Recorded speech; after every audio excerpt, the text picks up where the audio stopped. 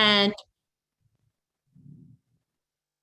the way you'll be able to speak to your application, if you're in opposition, will be you raise your hand, and then you will be asked to be promoted to a panelist. And when you accept that promotion, then you can unmute yourself and speak. So for now, you'll be able to listen but not participate until you're moved in as a panelist. If anybody has any questions, when it gets to your application, again, just raise your hand. I can see everybody, so I will know if your hand is raised or not, okay? And Ralph, if you want to. Okay. Welcome to the planning board meeting for January 13th, 2020. We have a busy agenda, so Megan will be reading off each individual application that needs to be called, and we'll address them one at a time sequentially. Okay, so the first application is going to be the application of So board members, the way this is going to work, if you want to unmute yourselves now, this way you can, make motions and things like that. That would probably be best. Obviously, if you have a lot of background noise, then keep yourself on mute. We'll let you guys all judge. So the first application is Casano and Camiso, 30 Lilac Road. That's held over to January 27th, 2022. Application number 2 is Nicolaides, 36 Hazelwood Avenue. That's held over to January 27th, 2022. Application number 3 is 85 and 105 Montauk Highway, the Corner Restaurant. That's held over till January 27th, 2022. The next application that we're going to call in will be number 4, Rogers Avenue Associates. It looks like I see Mr. Berenger, so I will promote you to a panelist. I see Brian Grogan. I'll move you guys. Frank Eisler's having difficulty logging in, so I'm trying to work with him on that. I'm going down the list and I don't see anybody else. So let me just mute my microphone and see if Mr. Eisler got the directions.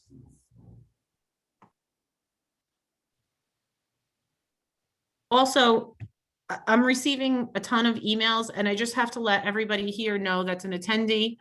Our network is down in the office. So, I'm not answering a lot of you right now because I'm working off my cell phone.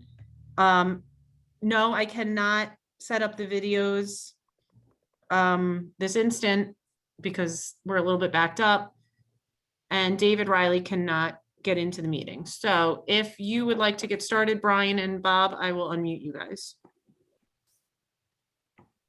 Sure. I'm trying to see if I can get Frank on the phone. Okay, I sent him the link and he asked if he could call in. So I told him yes. I don't think, let me see what that's all right. I can start and see if Frank jumps in. Because I don't see his phone number on here. So let me just email him.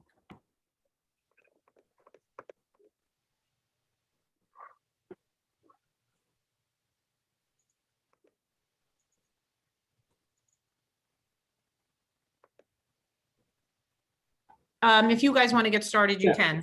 So basically, since we were last here, we did submit revised site plans pursuant to the comments received from Kyle Collins and the planning board. We know that Ron Hill has offered some review of those comments of the revised plans. I know Ron indicated that some of those comments were, I'll say, possible discussion points. Some are I'll say minor site plan changes that we can incorporate, but there I think were a few that I think Ron wanted to speak to the board about. But at this point, I think we've addressed the majority of the issues of concern that were raised, aside from density of the development, which is outside of this particular board's purview. And that if there were no significant objections to any of the comments that Ron wanted to discuss. We were hoping that we could receive the referral to the trustees to start that portion of the project, knowing full well that there may be some additional site plan changes after the trustees meeting, depending upon that outcome. That obviously we would be back before the planning board to obtain final approval on the site plan itself.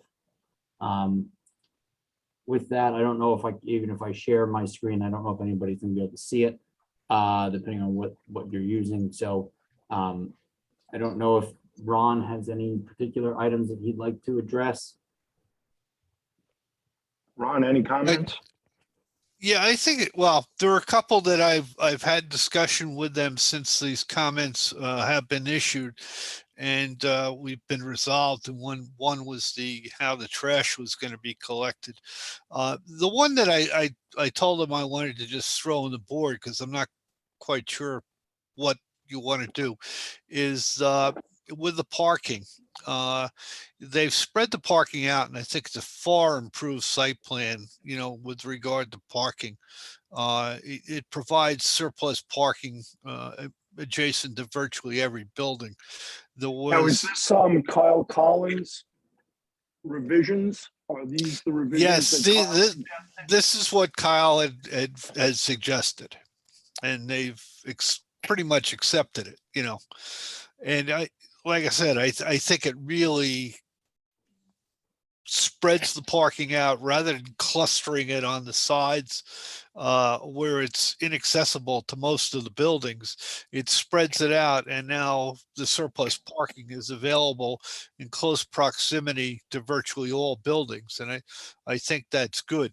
The only one I saw that is a little bit problematic is that building 6, which it fronts on Rogers Avenue Extension, has no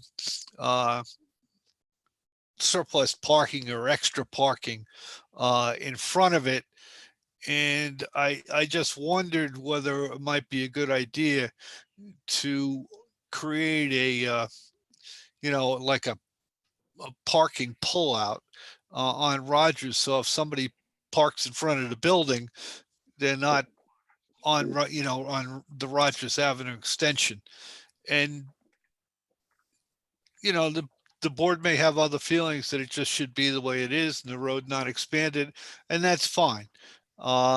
It just seemed that there is now extra parking virtually in front of all buildings, and if there's a chance that somebody, a guest to one of those units parks, that's going to be the most convenient place. And whether we just, essentially create a little pull out there for a car or two, that it may just make everything smoother. And right now, this parking allowed on all of Rogers Avenue, and people park in the street occasionally, especially when somebody's visiting, and it could happen there. But if we created a little extra space there, it wouldn't interfere with the traffic going around there. It's not an important issue one way or the other. Would that entail moving the structures? No, No. nothing would change. We just put a little extra shoulder in there. Brian, do you have any comment on that? No, I mean, if that's something that I think that the board and Ron would like us to explore, I mean, I think it's something we can look at. I mean, that basically that extension where I would imagine that would go would be north of the existing kind of edge of pavement, so to speak. Exactly. Where we were proposing that sidewalk area. So either in lieu of sidewalk or bringing the sidewalk onto the property a little bit more. There could be a few stalls there. I mean, it's also possible that we could add a potential, maybe an area off the alleyway between buildings 6 and 7. But again, we are substantially over, we are over parked as per code. So yes, those buildings do have a little bit more of a, I'll say, a walk to the parking. But I think there's going to be more than sufficient on-site parking. Well, there's definitely more than enough on-site parking. It's just that what's convenient to that one particular building. Again, if so- there's also, Ron, if we put it on Rogers, not for nothing, there's nothing to stop non-community guests or residents from parking in it. That's correct. Kyle, you have any thought? Yeah, I got, well, I totally support that either, I think that makes sense, but also, and I don't know if it's optimal, but you could probably, on the exit, there's plenty of room to the west of that building 6 that you could put some additional on-street parking kind of, between the alley that is behind building 6 and 7 and the entrance. It seems like you could probably put 2 or 3 parking spaces along there as well. That would work. Also, with reference to parking, you did incorporate by basically all my recommended changes. The only one, and I don't know if it was just a oversight, but there's 2 parking spaces associated with the it's building 5 and the affordable units 1C. I had moved the parking spaces that were originally directly on the road, 2 parking spaces to accommodate that apartment 1C in building 5, similar to all the other affordables have those 2 parking spaces coming off the aisle. There's plenty of room there. I see. Yeah, I see that, Kyle. I don't think that may have been an oversight. I think that's an oversight. I did check the drainage. There wouldn't be any, conflict with any other stuff. I think it's just an oversight. Yeah, that may just be a minor oversight. No, we could certainly add those 2. There's no reason why we couldn't do that like we did for building 10 and 8. Yeah. Now, Ron, I know you said you had conversations with the engineers subsequent to your memo, but I think what happened, and I'm not 100% sure, but your turning radius analysis, was that ever revised, or Yeah, did you? we did update that. I think I have that where that was coming down the pike next. We did update that to reflect everything. We were having some technical issues on our end, but that's been revised. Yeah, subsequent to what you submitted, right? Correct. Yep. Yeah, it Yeah. basically reflects that all the new interior roadways, as per your recommendations, are all sufficient. All work, yeah, because I kind of took that into consideration when I developed my plan, and it seemed to all work when I did it. But yeah, great, thank you. No, that's all been accounted for, and I'll send that one updated sheet to you and Ron to take a look at. But that's been done. Yeah, send it electronically. Yep, we'll do, Ron. All right, well, I think we're in a position right now where even this Ralph, minor stuff. I'm sorry Yes, to ma'am. interrupt you, but their attorney just got on, so I'm gonna move him in as a panelist before we do anything substantial. And again, I'm sorry about the video, guys. I don't know. I have no idea. I'm just winging it here. Okay, go ahead. All right, well, I was looking for any kind of comments the board members have. I guess we should allow Frank to give his comments before the board members respond. Frank, do you have any comments? You're muted. I'm just Can you hear waiting. me now? Yep, we Yep. can hear Ms. Reisler.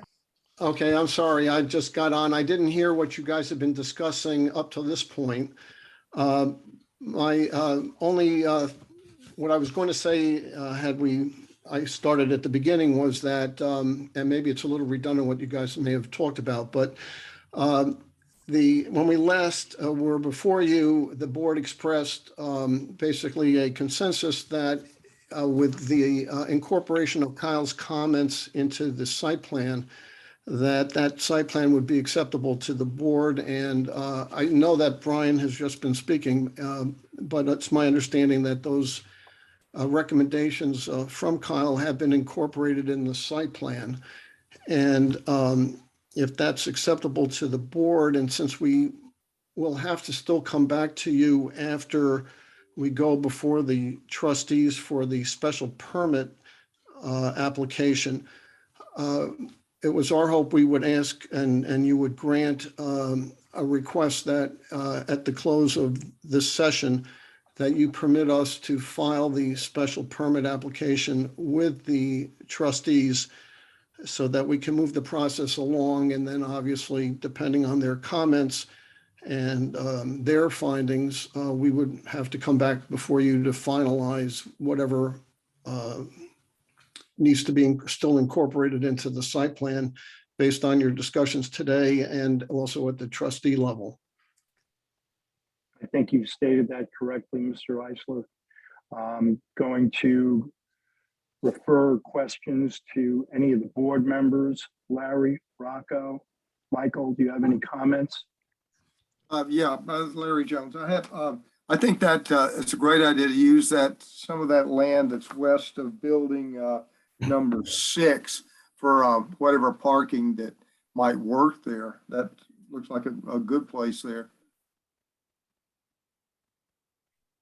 I think all of these nuances are going to be things that we address after the trustees have rendered their decision. So without getting into the minutia of all of the changes that may have been oversights or not oversights, I think what we need to do is have a consensus from the members that we're willing to submit a recommendation or at least a letter of some sort to the trustees to advance this. Yes. Well, Ralph, yes, Anthony. the Yes, issue that we have on this, and it's not anybody's fault. It's the way the code's written. The board is supposed to render a determination on the site plan before sending it back to the trustees.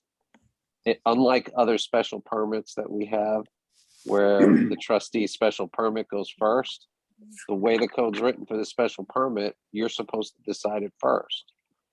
So I'm not saying that's logical. That's the way the code's written. And I'm not really sure that you can just bypass that, because I would question whether the trustees really have proper jurisdiction if the board hasn't made a determination on the site plan. Well, I think we've got a couple of different topics running here, Anthony. I mean, the fact of the matter is there are a number of us and a number of people in the community who feel that this site plan is representing too high a density. And I know that's not a purview we can discuss at this meeting anymore, but how do we accept a site plan with this density and move it forward to the trustees without addressing the density? Yeah, I think what we talked about a couple of meetings ago, I'm not sure if it was the last meeting or the meeting before, was that you may be doing two things at the same time. One is deciding the site plan before you applying the normal site plan considerations, right? All the standard things that you do, drainage, landscaping, buffers, all that stuff, but simultaneously sending back a recommendation on the special permit. And we talked about that, how the special permit has different criteria than site planning does. Site planning is based more on, essentially the site conditions, whereas the special permit requires the trustees to consider a broader set of criteria, which, include different types of impacts that you're not considering for purposes of the site plan. So I would suggest that that's the way you do it, where you kind of come up with essentially two decisions, or at least you're working toward two decisions. One is a decision on the site plan before you, and two is a possible recommendation back to the trustees regarding the special permit. I think the density issue is legitimate for consideration in the special permit, because the trustees have to decide what the proper density is. That the code sets forth a maximum, but specifically says that's a maximum, not a guarantee. So they're going to be deciding whether the requested density is consistent with the special permit criteria. So, but unfortunately, I think you still have to wrap up the site planning at the same time. I don't think anybody has any objections, with the exception of these minor nuances, to the quality of the site plan. And would, given the trustee approval, the site plan be something we'd be able to finalize rapidly after the trustee's decision. I think that the site plan itself is of good quality, and the applicant has made, with the exception of the density issue, a genuine effort to accommodate the wishes of our engineer and our planner. So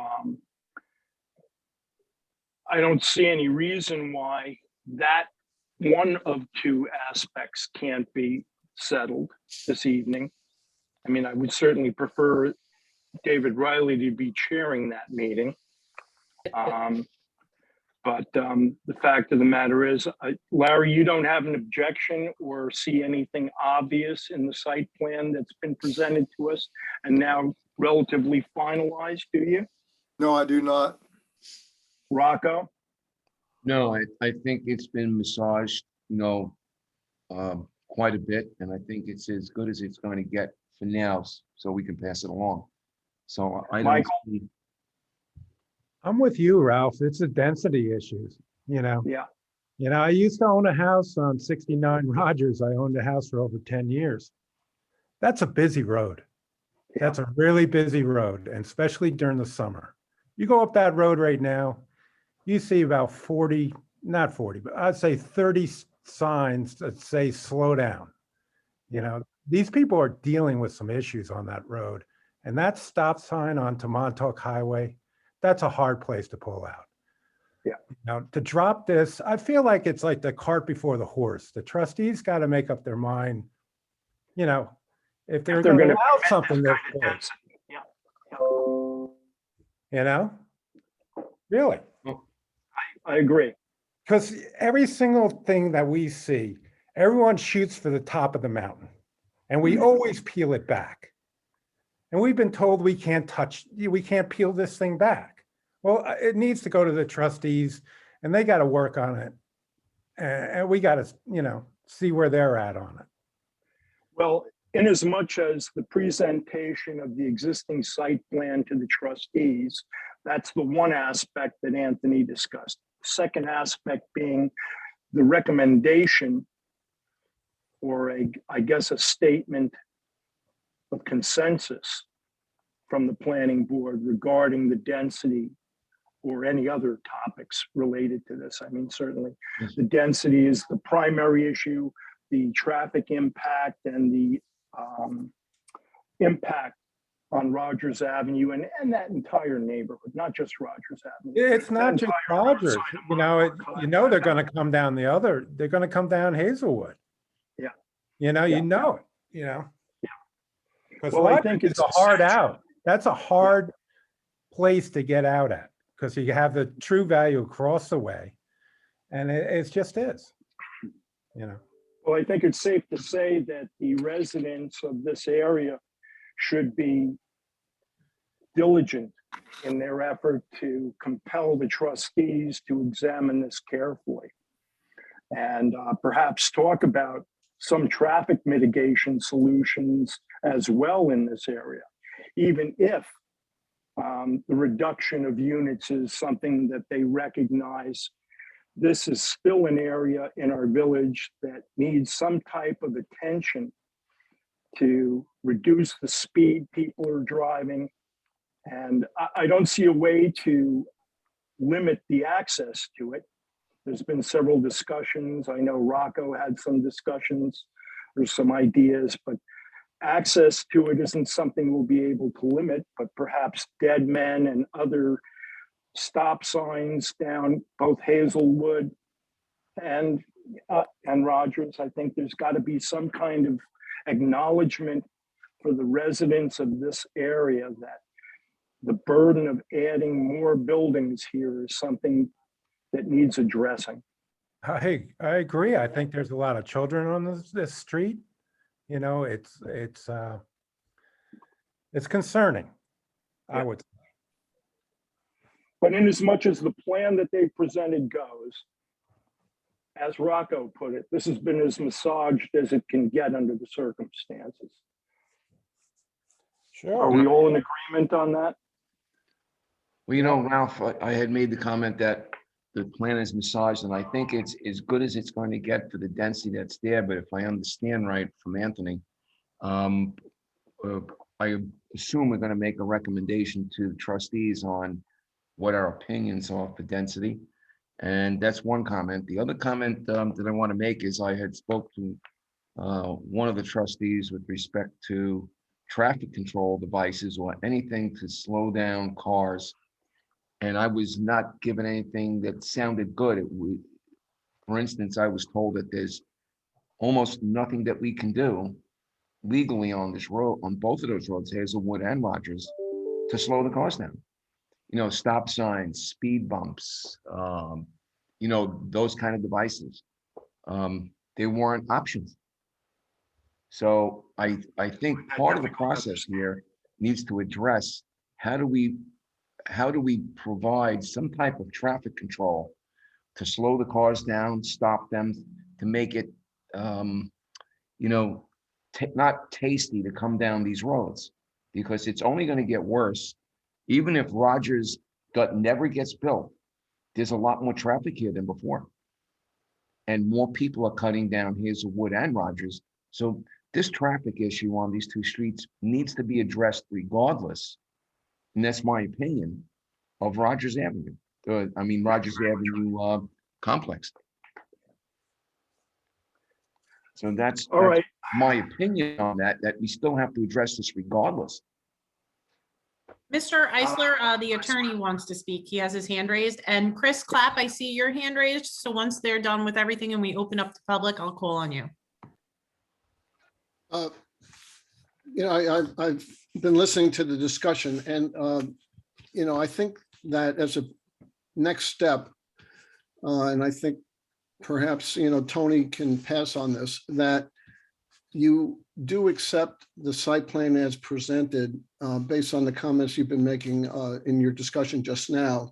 And certainly, you know, when we're before the trustees, these issues that you're talking about in terms of density, you know, will obviously be discussed. I'm sure the public will have comments. We'll have comments on it.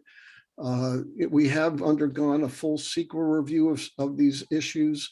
But again, it's going to be up to the trustees ultimately to weigh the factors for a site plan, for a special permit, I'm sorry. And I think the sense of the board here is that the site plan itself is well engineered and meets the concerns that have been raised by the consultants for the planning board. So I would ask that at tonight's meeting, you resolve to approve the site plan to take care of the issue that Tony has raised about this kind of quirk in the village code, because we're otherwise in this catch-22 that we can never proceed to the trustees without you first approving the site plan. And from what I'm hearing from the comments board members are making, it sure sounds like to me that the site plan itself as a site plan is acceptable to this board. And I would urge you to resolve to approve it, knowing that it's subject to special permit review by the trustees. And I thank you. Right. I guess we should open it up to the public. Okay, sure. So the first person that has their, and the only person that has their hand raised on the Rogers Avenue application is Chris Clapp. So I will move you as a panelist, Chris. Please accept that. That will give you the opportunity to speak. If, while this is going on, anybody else wishes to speak, please use the feature to raise your hand. Oh, 8 needs 2. Hi, Megan. Megan, thank you. And congratulations on figuring out the webinar mode. This is much safer. I would hardly say I figured it out, but thank you, Chris. So I just want to thank the board. You know, we now feel that we've been heard. It didn't always feel that way. So I just want to thank Mr. Neubauer, Mr. Lagozo, Mr. Schurmeyer, for, you know, listening and feeling our concerns about the added density on top of an existing challenge.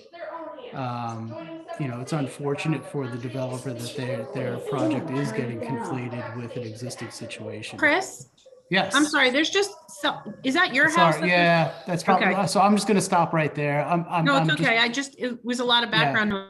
I'm just All right, keep going. just thanking you all for the, you know, for the sense of being heard at this particular point in time. And we too have been dealing with the trustees over the last bunch of years to get some traffic mitigation measures built into the existing landscape, including traffic bumps, which I think we may actually make some progress on speed bumps on the road, because we know intermittent stop signs don't work. There's been plenty of traffic studies about that. So you know, whatever you all can do to continue to pass on those views and concerns and recommendations to the board that, you know, the density is a challenge, and on top of our existing challenges with traffic. Thank you all. Thank you, Chris. Anybody else wish to be heard? All right, well, No, there's Dennis- nobody else with their hand raised. Anthony, and as far as the recommendation to the trustees tonight, okay. I'm reticent to push the board members forward on this without the chairman being present. And Yeah, I want I to make wasn't- sure that we don't want to make the same mistake we apparently made with the secret process, where we probably weren't vigilant or loud enough on the density topic. Not that I'm sure it would have made any difference, just because the way this application seems to be unfolding.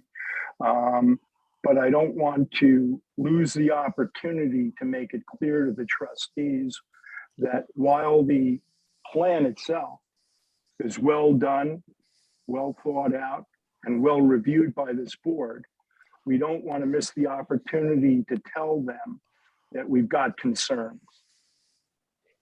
Yeah, I want to save you because you're not quite ready for a resolution tonight. We don't have any written resolutions anyway. And because this is so critical, we're not going to do this orally anyway. So what I would recommend, and I think the way, what I got to ask Frank to confirm, because normally when you think about the site plan resolutions that you do, they are very detailed. They have a whole slew of conditions in them.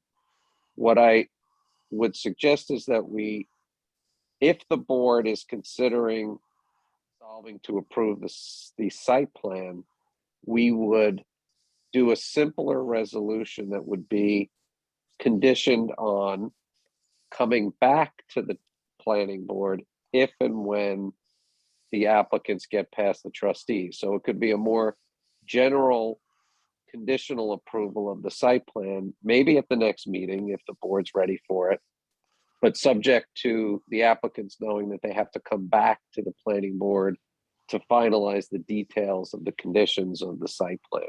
I assume Frank would be okay with that because it would solve the issue of getting moving forward in the process, but that could at least provide the trustees with the approval that they need in order to then take jurisdiction over the special permit. And what I would say you guys need to do at the same time is work on your thoughts regarding the recommendation on the special permit. And what I could do is send you a copy of the special permit criteria so you have them in front of you. You should really be working off of that because it's not your normal site plan criteria that you typically deal with. It's a separate set of special permit criteria that the trustees deal with. So I can send that to you. You can start thinking about it, and you guys can talk about that as a separate track almost to the site plan determination. Sounds like Does a that make great sense? idea, Anthony. Thank you. Yes. And Frank Eisner? has his hand up, so I think he wants to respond to that. We certainly would accept the procedure that you described, Tony, about a more general approval so we can move over to the board.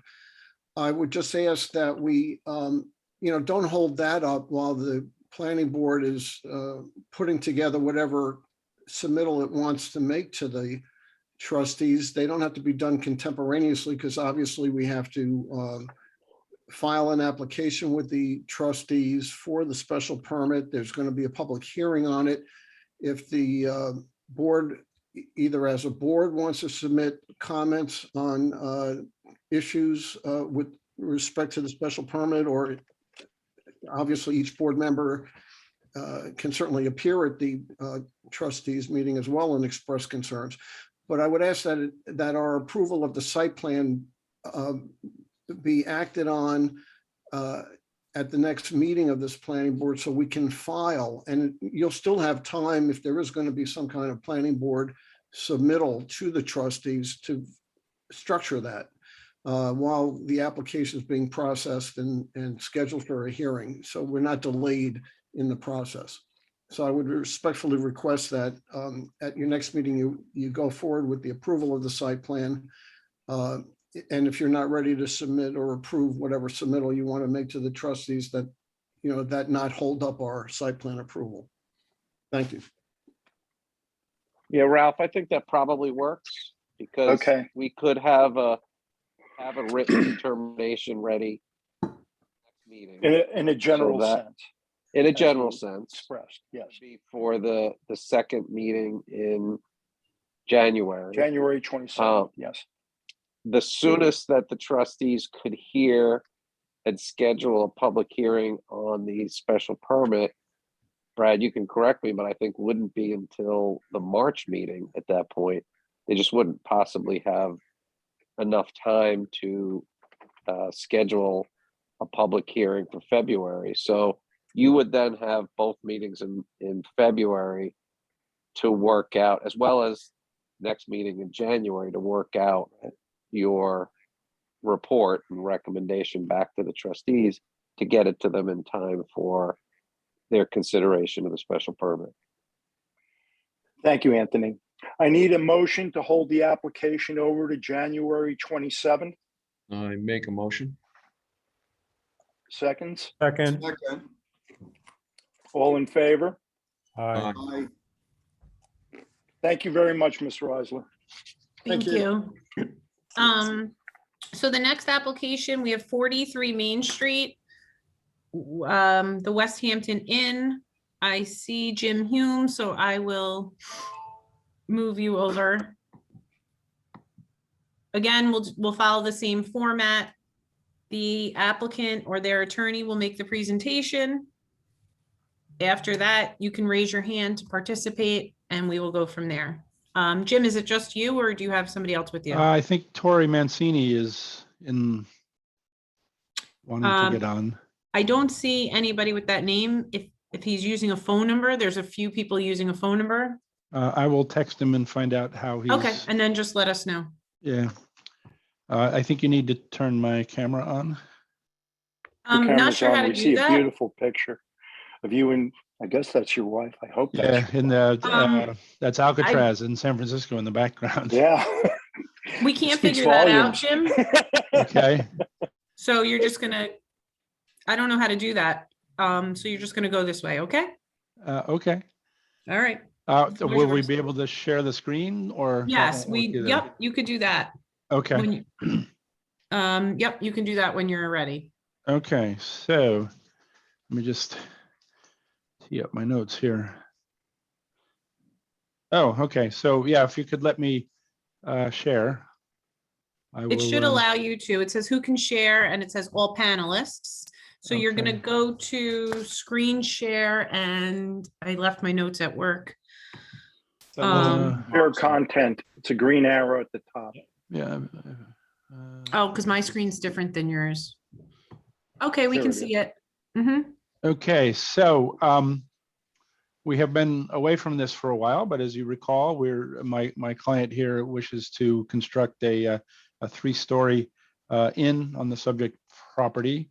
What we have been doing more recently is discussing with various constituencies what this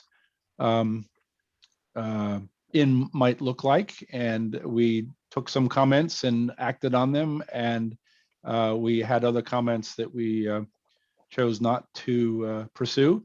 But what is on the screen is the front facade as currently proposed for the premises. And I believe this aspect of the application was the last open issue relative to your review, subject to health department approval, which we'll talk about in a minute. But basically what has changed is on the front facade, the front porch is maybe twice as big as it was in the original proposal. Yeah, so you can, this is what we could, hopefully my view just changed. Good. Okay, so that was what we originally submitted for the front facade, and this is now what we are proposing. Although not shown here, but one of the, as you can see, there's been dormers and changes to the windows, and the porch has been made bigger. The turret was originally proposed with a stone facade, and we have eliminated that. And I believe that some kind of clapboard siding will be covering the entire facility in that regard. So that's that view. The view to the view from the country club, I guess that is to the west. That's what is proposed. Oops, went too far. And this is what was originally proposed. And hopefully you can see that the architect has added a lot more interest to that side of the building, in addition to adding a porch outside the space on the third floor on the back of the building. The next view is in fact the back of the building as compared to the back of the building before. Different window treatments, different dormer treatments, all to enhance the architecture of the building.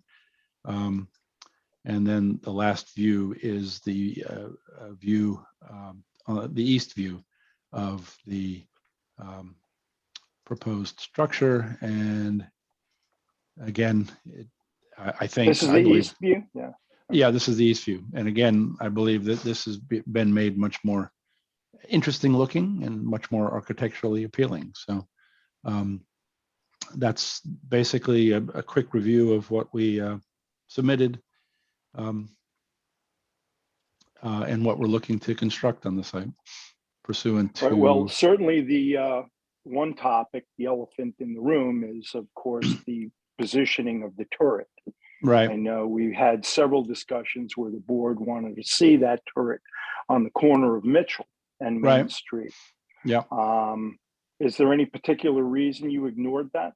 Well, we didn't ignore it. We discussed it, and my client, for various reasons, thought that that view towards the country club and the church was better with the round turret on that end. And I believe there was some concern about the layout of that floor and whether the turret would have worked on the other corner. But it's purely an architectural choice. But he wanted me to express that this is the plan that he believes is most appropriate for him to be constructing on this site.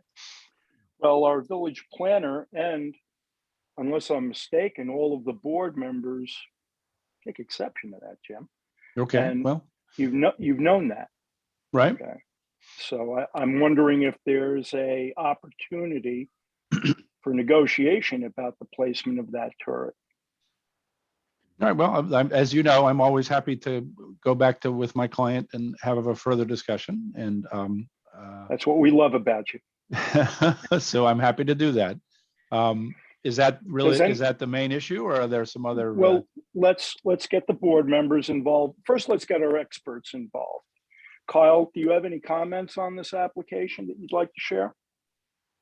Well, as Jim pointed out, there have been some substantial architectural changes, particularly with reference to, increasing the size of the porch, there was two options, and Ralph, you did mention one was try to flip the facade so the turret was on the other side. There was also another alternative to do a wraparound porch along the east side facing Mitchell Road as well.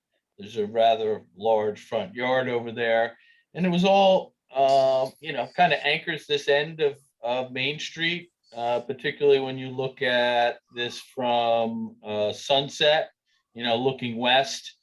Originally, they basically had a blank wall. What is now being proposed is vastly improvement of what was originally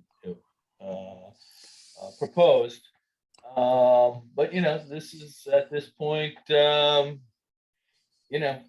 board, again, I kind of like the concept of the wraparound porch, but I think it's now at the board and the applicant to try to come to some agreement on the final design. So maybe a porch option, Jim, would be something we could consider.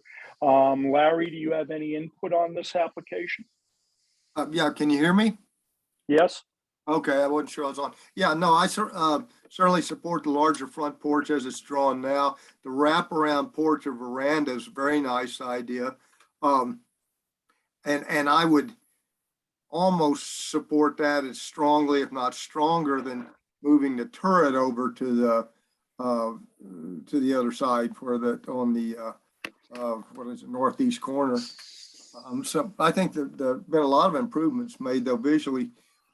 Did I understand right that the building's going to be sided with clapboards? I believe so, but let me confirm that. Yeah, I'm curious how that's going to work where between the first and second level, there's a slight hip, a slight kick out. And I'm curious how that's going to work with wood siding, but it might work better with shingles. So let me find out about that. Okay. Since I'm All going right, to report back on these other two issues, I'll report back on that as well. Rocco, do you have any comments you'd like to make to this application? Yeah, I like the front porch. I like it. It looks good. The rest of the changes you made, I like them. I'm just going to ask the question because I'm a symmetry person. What about the turret on both sides? And I'm just throwing it to the table. I don't know what the impact is to the building, but I'm just putting it on the table to hear an answer. All right. Well, I will get an answer for you. Also, I think, and I forget who was the first one to mention porches, but I think wraparound porches would really be a nice accent to the east and west side too. Like to continue that front porch and wrap it on three sides. And like I said, I'm just making comments without knowing the impact, in a broad way to the site plan. So whether it works or not, I'm just throwing it out. Okay. Well, I'll come back to you and say, yeah, we can do that, or no, we can't do it, and this is why we can't do it. It's just it's just comment from one person. I don't know how everybody else feels about it, but all right, let's find out. Michael, how do you feel about this application? Do you have any input on this? I get it with the turret on the one side because the views coming out there, it's a lot nicer looking at the field than the country club. The wraparound porch, I'm on board with that. I think that would help this out a lot, but the upgrades are great. I mean, it looks a lot better than the first proposal. Are they still thinking about doing anything in the basement of this or no? Yeah, I think that there's some common areas and some, let's take a look. I think this is the foundation plan. So actually, I think there's a couple of rooms down there. Right. And then some common rooms and then, support mechanical room, the elevator shaft and that kind of stuff. Okay. All right. So that's what the Hey, basement. Brad, have you had an opportunity to examine the usages on the floors?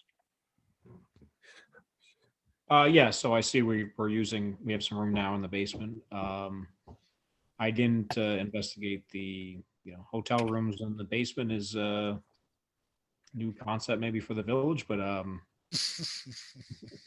we're trying to get as much capacity as we can for you guys. So in the with respect to the front porch just for accessibility. I mean, all new buildings, 60% of the entrances, 60%, not 50%, need to be accessible. So I think you still need to ramp up into the front porch, even if the main entrance is to the back. I Okay, know you're to the back, but I mean, if you're ramping something in the front, it might give you a reason to have, extending that roof over a portion if the board wanted to Right. see something there. But I believe, the Main Street entrances should always be accessible when you can, and there should be no reason why you can't make that happen on an acre site with a brand new building. But I'll have to look into the building code, what it says about the hotel rooms on the base. If you had to ask, it probably is permitted. I just haven't done one. It's all been common rooms typically in the basements of Right. the hotels that I've worked on. all right. Well, if you could feed that back to me during, after this, we'll figure it out. And the wraparound porch could accommodate that second accessibility to the front door. True. I think we're going to have a lot of different questions about accessibility to the basement too. You're probably going to need escape windows and all kinds of, so Right. I'm wondering that And there is a note, patio, well, I wraparound guess, patio. yeah, I think the one thing that we're gonna have to parse with this wraparound porch is that there are, there are suites in the basement. And so if we Yeah.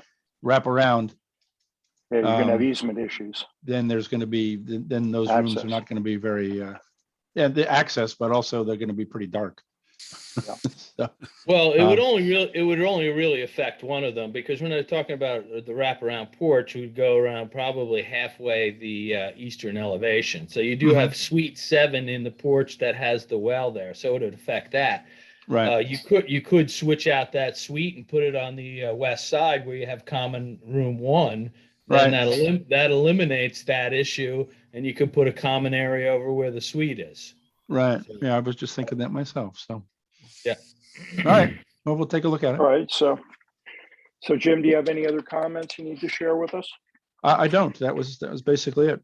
So thank Is you there for the anybody feedback. in the audience that needs to be heard on this application?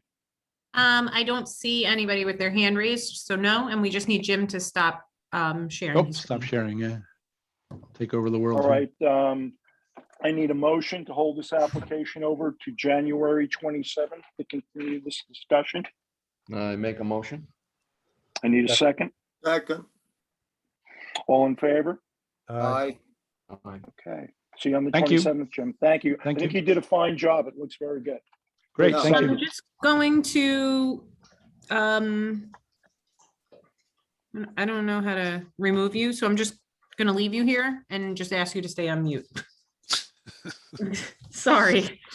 So the next application is Prime Storage, 98 Depot Road. That's already held over till January 27th, 2022. And then we will go to 55 and 59 Old Riverhead Road, and I see Heather Wright. And I also see, I see somebody named Jordan Novak. I'm guessing he's possibly for this one, so I will put him in there. And Greg Merritt. I'm gonna wait for Heather to confirm who's with her. Good evening, Heather. I think she's just joining. Hello? Hi, Heather. Hi, So Heather. there's two people in attendance, Jordan Novak and Greg Merritt. Are they with you or? Yes, you can Okay, let great. them in. Yep. Okay, all right. And I can't see you guys, so I don't know if I'm supposed to be able to. I don't know if you can see me. We can't No. see you. I can't figure out how to do that. Okay. So we're just gonna go with it like It this. says unable to start video. Yeah, I don't know how to turn it off. We've been trying, but I don't know how to do it. All right, so it looks like Okay. everybody's here and you can start. Okay, so good evening, everyone. Heather Wright. Happy New Year. So we just thought we would take an opportunity to come back to you. We've made some progress on the design and the plans. We received comments from Ron back at the end of November and from Brad, and I think we've addressed most of those comments in our most recent submission. And so I thought what we would do is I would just turn this over to Jordan and Greg to kind of give you an overview of the changes that we made that we think address your comments so far, and then answer any additional questions that you may have on the design and on the plan. So I can't see.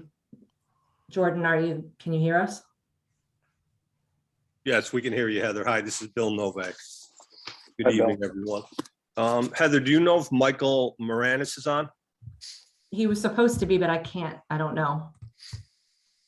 Sorry, guys. Yep, I see a Michael Marinas, so I will let him in. Yeah, can we let him in? Being that- Yep. Is that everybody Yeah. for you guys? Yes, that's everyone. Okay, so Michael Marinas is in. Hi, Michael, this is Bill. How are you tonight? Hi, yeah, we're here. Myself and Lucas are here. Okay, great. We just opened up the meeting. Heather just described it very briefly. And we're at the point where I think you need to go through the bullet points from the December 3rd letter that Okay, we responded to, if you don't mind. yep, can you hear us okay? Yes. Okay, Lucas is gonna go walk through the changes. Okay. Hi, how you guys doing? Good. So, Happy New Year. Happy New Year to you too. So, starting with, I guess, point 4 is the relevant items to the site plan. So, 4A, we revised the site plan to be 16 units instead of 17.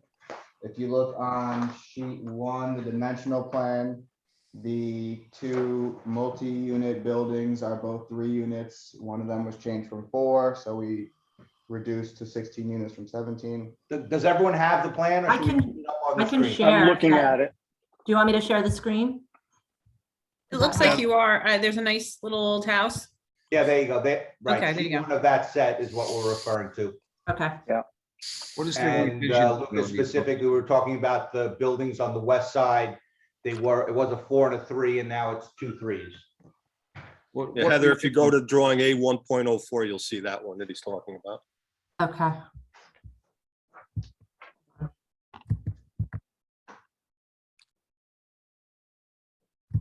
Can't read it, so I can't, hold on. We have the civil plans now. If you go to sheet 1 of 6, the dimensional plan is what I'm referring to. There you go, 1.04. Okay, got it. Okay. There you go. There you go. That's a 3 unit. And so we have 2 of these buildings on the site. Moving forward, point B, we're showing the affordable calculations on sheet 1 of 6, the dimensional plan. If you go back to the civil set. Yep. And so we're proposing 5 affordable units as per the calculations. Yep, so in the bottom right, near the title block, we have affordable housing calculations.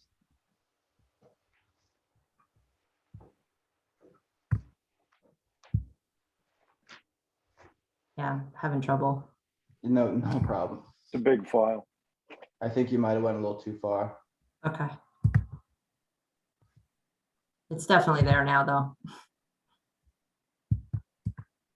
Yes. Sheet 1. I think it's freezing up on me. It's not working. Sorry. It's okay. Well, we have the calculations there. You can see them on sheet 1. And everybody has digital sets. They should be looking at them. Okay. 4C, the dumpster corral in the northwest corner of the property. We removed some parking in order to shift the dumpster corral farther away from the property line. So we're now showing it 15 feet off the western property line as compared to 5 feet as it was previously. If you can look at sheet 1, we have the dimension there. Does this site require any zoning relief? No, it does not. Okay, moving forward, 4D, the lighting plan, asks for building mounted lighting. If you look at sheet 506, we revised the lighting plan, so each of the units has light in the front of the building and back of the building. And it's just a small 37-watt bulb.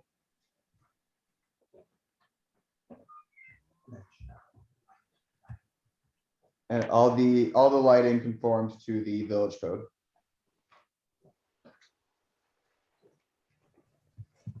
So there you can see where we added the fixtures on the front and backs of each building.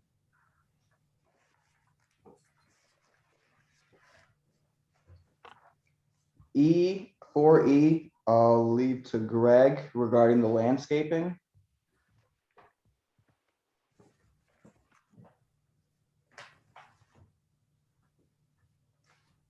Good evening, Greg Morat, Bayview Landscape Architecture. If you'd like, at this point, I could run you through the general concept of the whole plan. I'll try and be brief. The screening on the north, south, and east sides is a mix of evergreen plant material, Western arborvitae, white pine, and Norway spruce, all ranging in size from 6 to 8 foot height. There's a total of 181 evergreens that'll give nice coverage on those three sides. On the north and east side, the east side being along the main road, there's also a 4-foot berm that is indicated to give additional height to these evergreen trees and additional acoustic buffer as well by having some raised berms in those areas. Again, that's on the north and east sides. The street border on the east also has 5 trees, deciduous trees, October glory maple on the street side of the plan so to give a bit of a street presence and canopy on the street side and some height to that whole planting bed. And then within the development, we're looking 16 street trees. We're also mixing those up in varieties from 4 October glory maples, 3 river birch, 1 saucer magnolia, 4 Quonset cherry, 2 pin oak, 2 little leaf linden. So we have a total of 16 street trees. We didn't really want a monoculture. We felt it was more interesting to have some variety and a sequence of blooms and fall color as you drive through the community. So that was our intent there. And then each of the individual units, so there's model E, C, F, and then the 3 unit buildings. And then we have each one of those 4 models has a different planting schedule that's indicated on the bottom of the plan. So though, again, we're not looking, we want this, you could see the efforts and the quality of the architecture to make each of the units have a thread to it that's similar, but all have individual details. We wanted to repeat that in the landscape as well. So all of them have an evergreen element, whether it's a rhododendron, a yew, or a Japanese holly for sort of year-round coverage of the foundation or some of the porches. And then flowering shrubs as foundation plants, spirea, hydrangea, St. John's wort, vitex, fountain grass, and liripe. So the good hardy plant palette, but we definitely wanted to have some variety throughout the community, so it didn't feel like a rubber stamp sort of design. Are we seeing on the back of the project? The western, based on our analysis, between existing plant material is going to remain. There was no need for additional screening across that western border. Let's go down to that site. Start with Ron Hill. Ron, do you have any comments? I just got the plan a couple of days ago and I haven't really gotten into it yet. I'll just throw a couple of things out there, but I'll have some written comments probably next week. We were having cross access for emergency vehicles only at the circle. Yeah. And that means you really got to build it through. So, in order for that to happen, we've got to have how you're going to connect to the other parking lot. And I would suggest maybe we just have a raised vegetative type thing, but then we got to coordinate what your fence with the existing vinyl fence and figure out that it's more than just showing a dotted line there. We've got to connect to Need that. some detail. Yeah. So it's usable. Another thing I was a little bit concerned with is the pool. It's kind of stuck in the back there, and you do have sidewalk that'll get you there, but I can imagine that people in the units that are further to the east are just going to cut through between, I guess it's your building 10 and 11, that I'm not sure if there shouldn't be some sidewalk there, and how that, what's going on at that pool. I assume you have some kind of a deck or something around it. Yeah, there doesn't seem to be a lot of detail there. I don't think the client's sure yet whether it's going to be a pool or a pickleball court. I think he's still kind of figuring that out. Well, something we need to move to. Yeah. And then I think in my comments, I had some questions about the signing at that circle and how we make sure that people go around it in the right direction and don't. So we can address that. This is Lucas. We can address that. We added signage in the center of the roundabout. If you can look at sheet 1 of 6 of the civil set. I'll look at it, the next day or so. I'll get back to you. Okay, no problem. We added signage essentially indicating that the roundabout's a one-way to keep right. Okay. One thing I didn't put in my comments initially, the handicap ramp you have on Old Riverhead Road on the north side is something that is more traditional of crossing both streets. Instead of, say, the handicap ramp you have down at the south end, which is for walking north-south. And, there's nothing there where I think should be encouraging handicapped people to cross at that point. And I don't know if I want that kind of handicap ramp there. Okay, that shouldn't be an issue to revise. No, I wouldn't think so. I was just surprised to see it that way. Yeah, that's not a problem.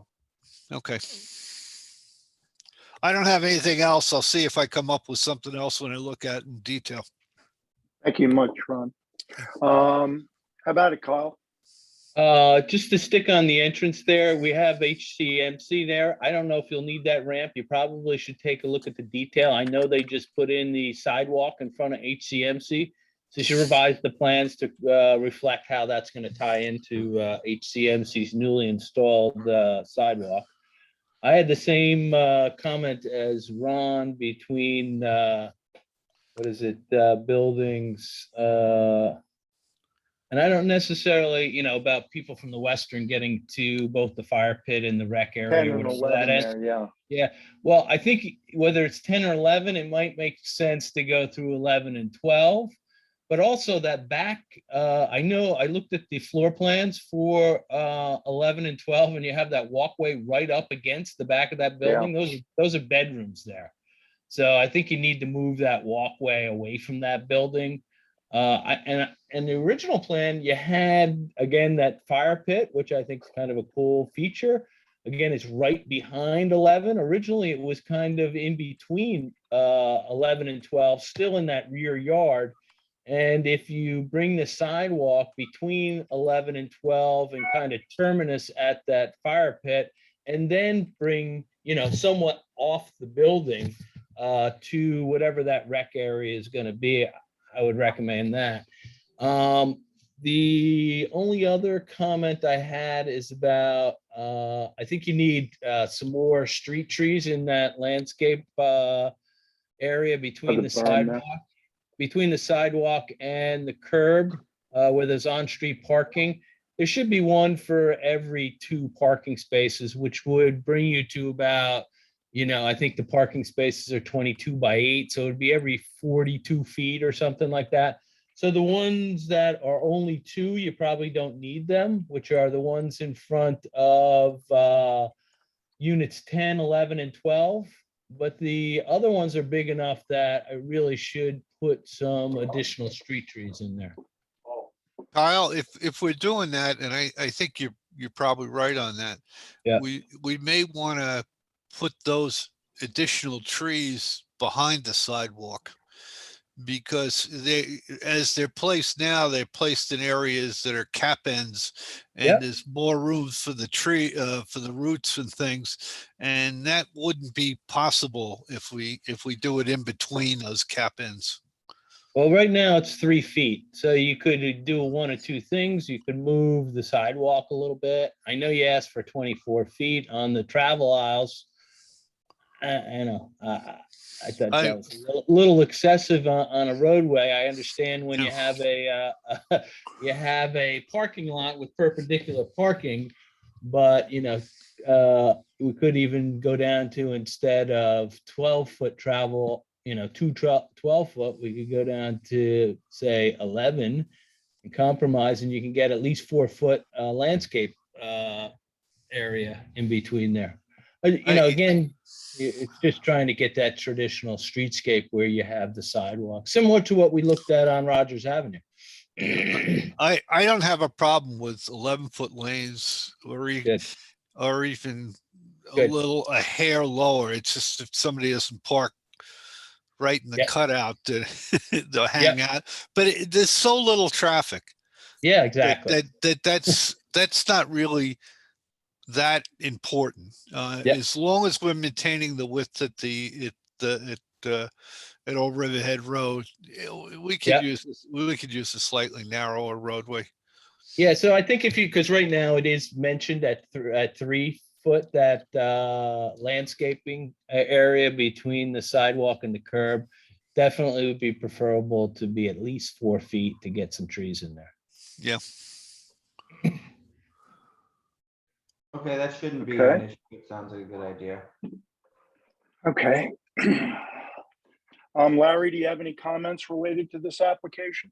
No, I think a 4-foot space between the curb and the sidewalk's a great idea. And be able to add more trees. Otherwise, I think it looks very nice. Yeah. Rocco?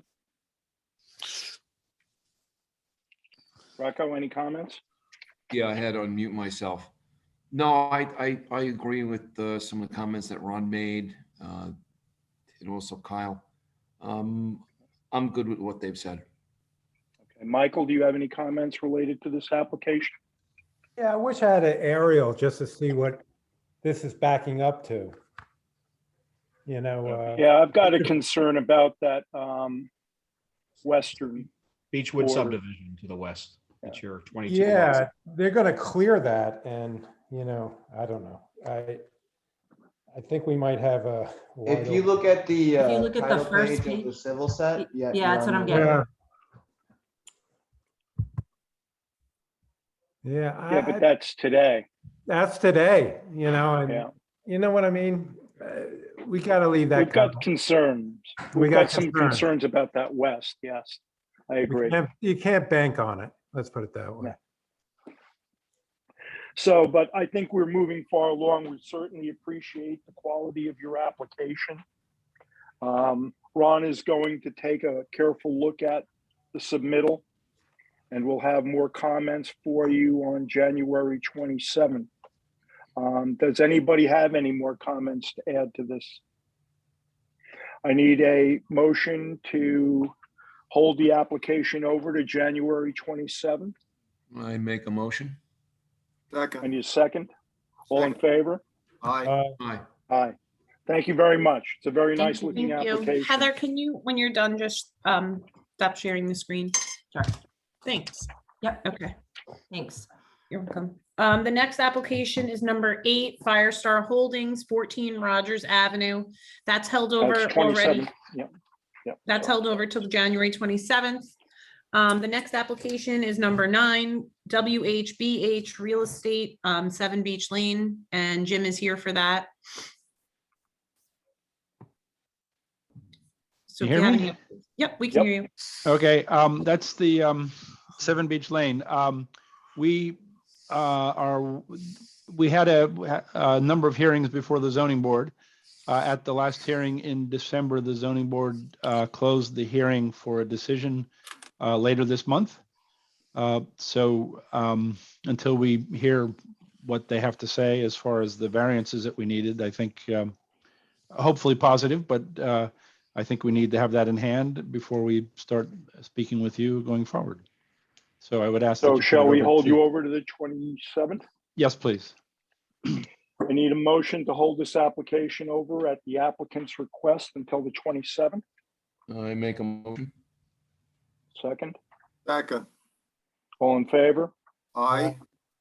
Thank you. Thank you. All right. The next application is number 10, WHB Development, 107 Old Riverhead Road. I'm going to move Erwin Krasnow in. And then Jim, if you want to let us know if there's anybody else here for your application. I don't believe so. I think it's just Erwin and myself. Okay. I'm trying to move him in.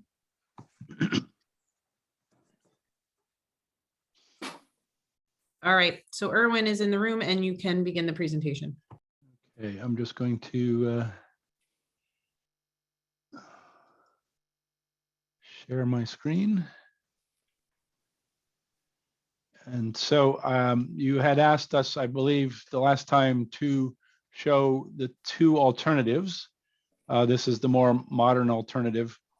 Now, there's one alternative, right? There's the one that you're basically insistent on, and then there's the Right. alternative. Well, this is the one, to use your word, this is the one that we're insistent on. This is the more modern view. And this is shown with the more modern building and enhanced landscaping. And there's a view from one direction and a view from the other direction, and then a view from above. And that would be compared and contrasted to this version, which is the alternative. And there's the one view and the other view, and then the top. So I think, you know, and one of the things you had asked for was to show both of them with landscaping, which is what we've done.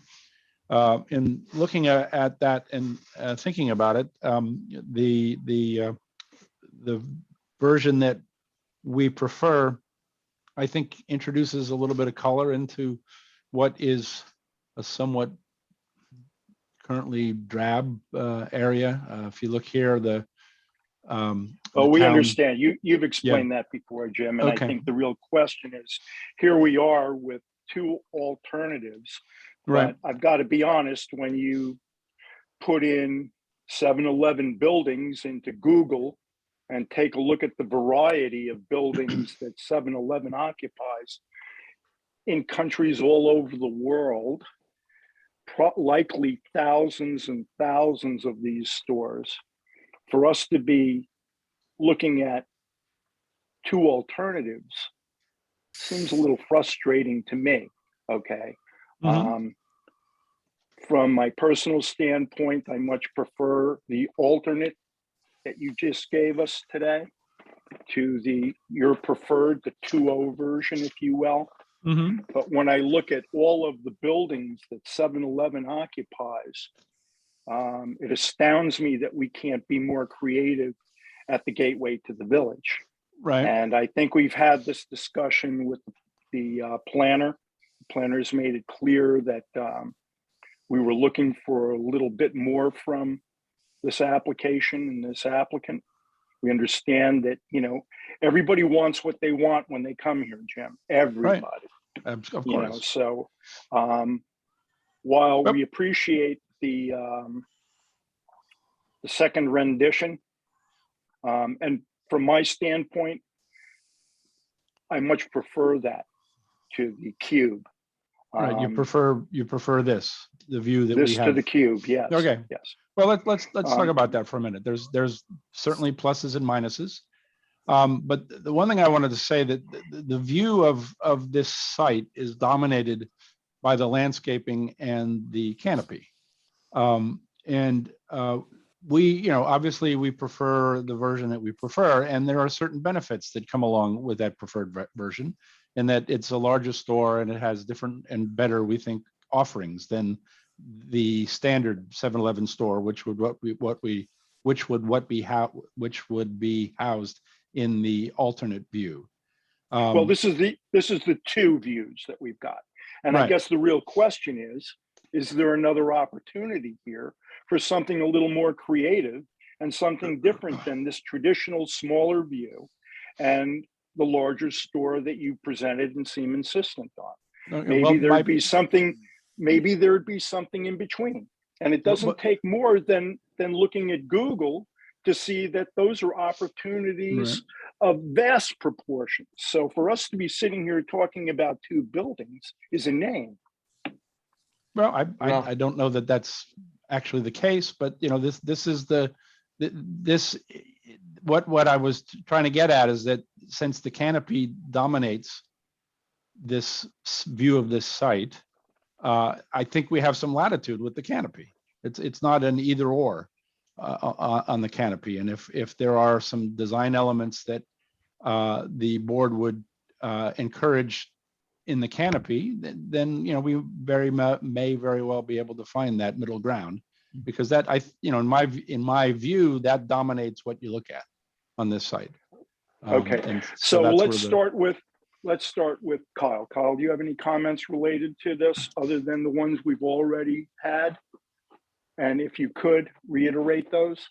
Yeah, I think these elevations that they've submitted point to my point exactly of what the impact, and I don't think from these elevations that are provided, it doesn't matter which one you look at, meets the intent of the B3 design guidelines. It just doesn't. I mean, I don't know what else to say. I think this has a substantial impact on community character. I don't think it meets the B3 zone design guides. It's not consistent with the master plan. And I agree with you, Ralph. There are many, and for example, and not to say that this is what the building should look like, look at the brand new 7-Eleven that was just constructed on West Main Street in Riverhead. Yeah, I've seen that one. It's vastly improved. Now, it talks about in the comp plan and, the uniqueness of West Hampton and its character. By the applicant's own presentation, this is their 2.0, which they want to put everywhere on Long Island. Now, that is the antithesis of uniqueness, right? I mean, I'm kind of dumbfounded by the whole thing. Well, there's no reason to be dumbfounded. This is this is a decision. We're presenting an application. We're not presenting your application. We're presenting our application. I know, and we're taking the feedback. Jim, but to be dumbfounded by the presentation, I think is beyond the pale. But and I'm reviewing it in the context of the planning documents and the code of the village. Right, and the code itself is fairly silent on the design standards. I would disagree with that. Well, you and I have both read them. So let's move forward. Ron, do you have any comments related to this application?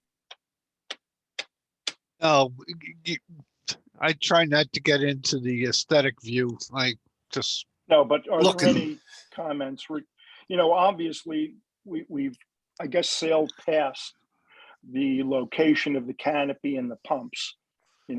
This is going to be just plopped in the middle, and that's the end of it.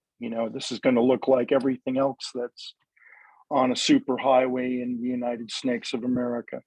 you know, Well, so, that's true. There are, from a planning perspective, I think Kyle is going over that. There are much better, they were much more aesthetically pleasing. All right, well, I think we've been down that road, and Yeah. the assumption in going forward was that we're still talking about the design, but that the pumps were going to be in the front. And as the attorney pointed out, village attorney pointed out, either the last meeting or the meeting before, the principal use here is the gas pumps. It's not the store. The Yep. store is accessory to that. So, to the extent that that's compelling to anybody, but I believe. I think we all of reached- your arguments center around the fact that this is what you want. What we're looking at now, this No, is of what you course. want to build. Right. Okay. And you're going to insist on that in spite of the fact that there are alternatives that would meet the intent of the design codes of the village Mhm. and possibly give us a gateway building to be proud of. Okay. Right. So, Well, I don't think that let's- I don't agree with you that this is not that. I think that this pop of color at this spot, Yes, you I do. think that the we know that, storage. Jim. We got yeah, it. so, We okay, got it. well, We got you it. know, Okay, you said something so I need to Ron- react. So Ron, that's all from you then. Larry, do you have a I guess comment you'd like to make? I would, Ralph, I like the older style better. Just because the canopy has a little more flair and without the darker colors. That's personal, but I'm an engineer. I don't like to get into personal stuff. I appreciate your comment though, Ron. Thank you. Well, if I might just jump in terms of if we're talking about one versus the other, we got to think about what we just approved on the corner down on Montauk Highway. We made them put in more reverse gables on that to bring up to break up the mass of the canopy. In addition, the slope on this, way back when, I can give it to the board again, is we looked at designs of canopies along eastern end of Long Island with pitched roofs. I mean, you have one right down in the village of Quogue. They put it on the corner of Jessup, and take a look at that. I mean, there's all sorts of, again, the canopy, the previous one with the pitched roof, I think it should definitely be more in that direction. If that's the direction the board wants, is that's going to be the primary streetscape feature here, that really needs to be dressed up. okay, well, as I indicated before, that is one area that I actually have some latitude. So we will take that to heart, and we'll see we will look at what you've just described, and we'll see what we can provide in that regard.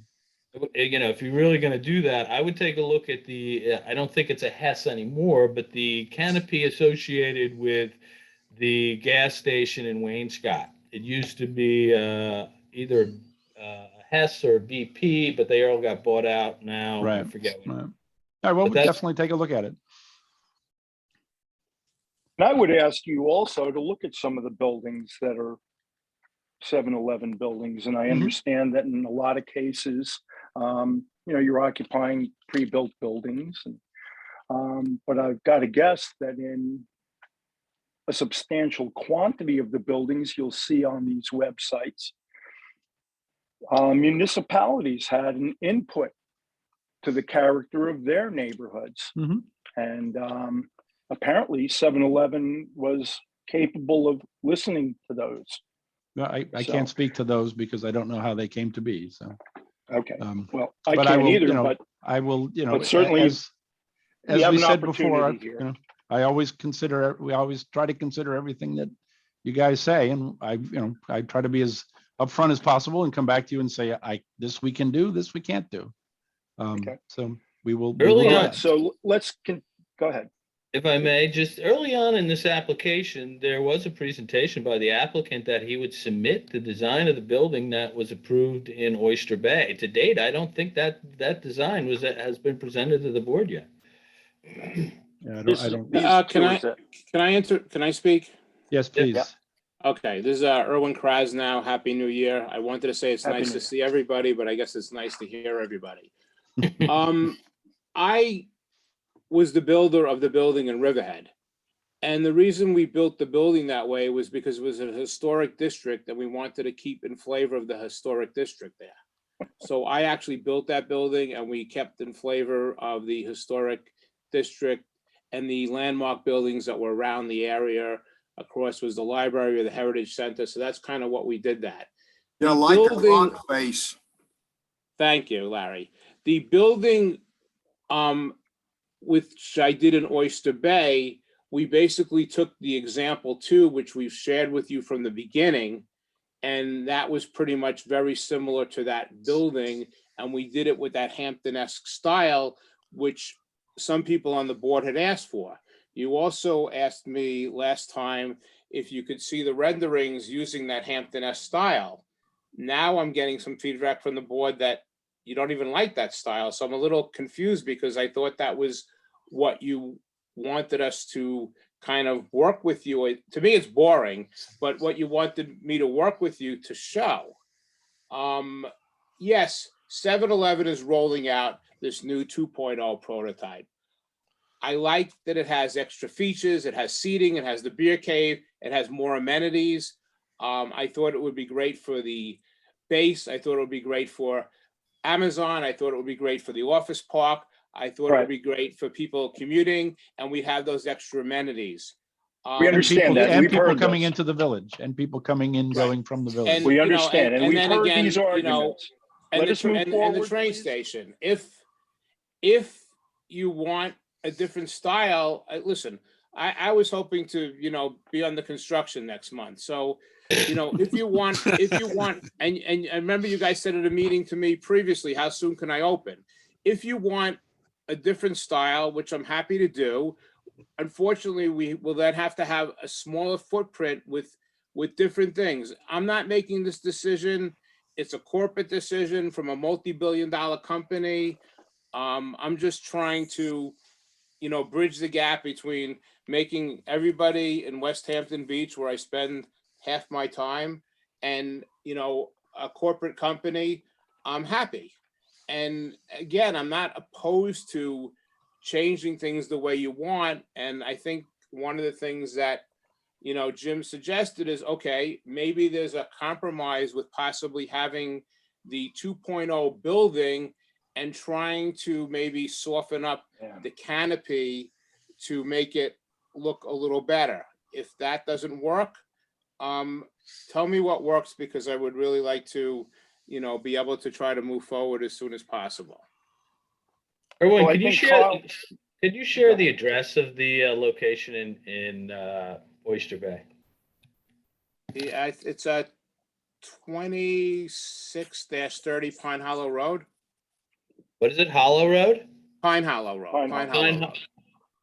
26. Basically, Kyle, I did basically stone on the bottom and hardy board, and, you know, and windows, and I think we had some glazing in the windows. So that was 20, what'd you say, 2638? 2630 Pine Hollow Road. Did you pull it up? No, not yet. Let's go through the board. Larry, do you have any comments related to this application? Yeah, I like the polychrome facade on the first proposal. I'm not so sure about the white on the sides and the white portions of it, but I like the polychrome.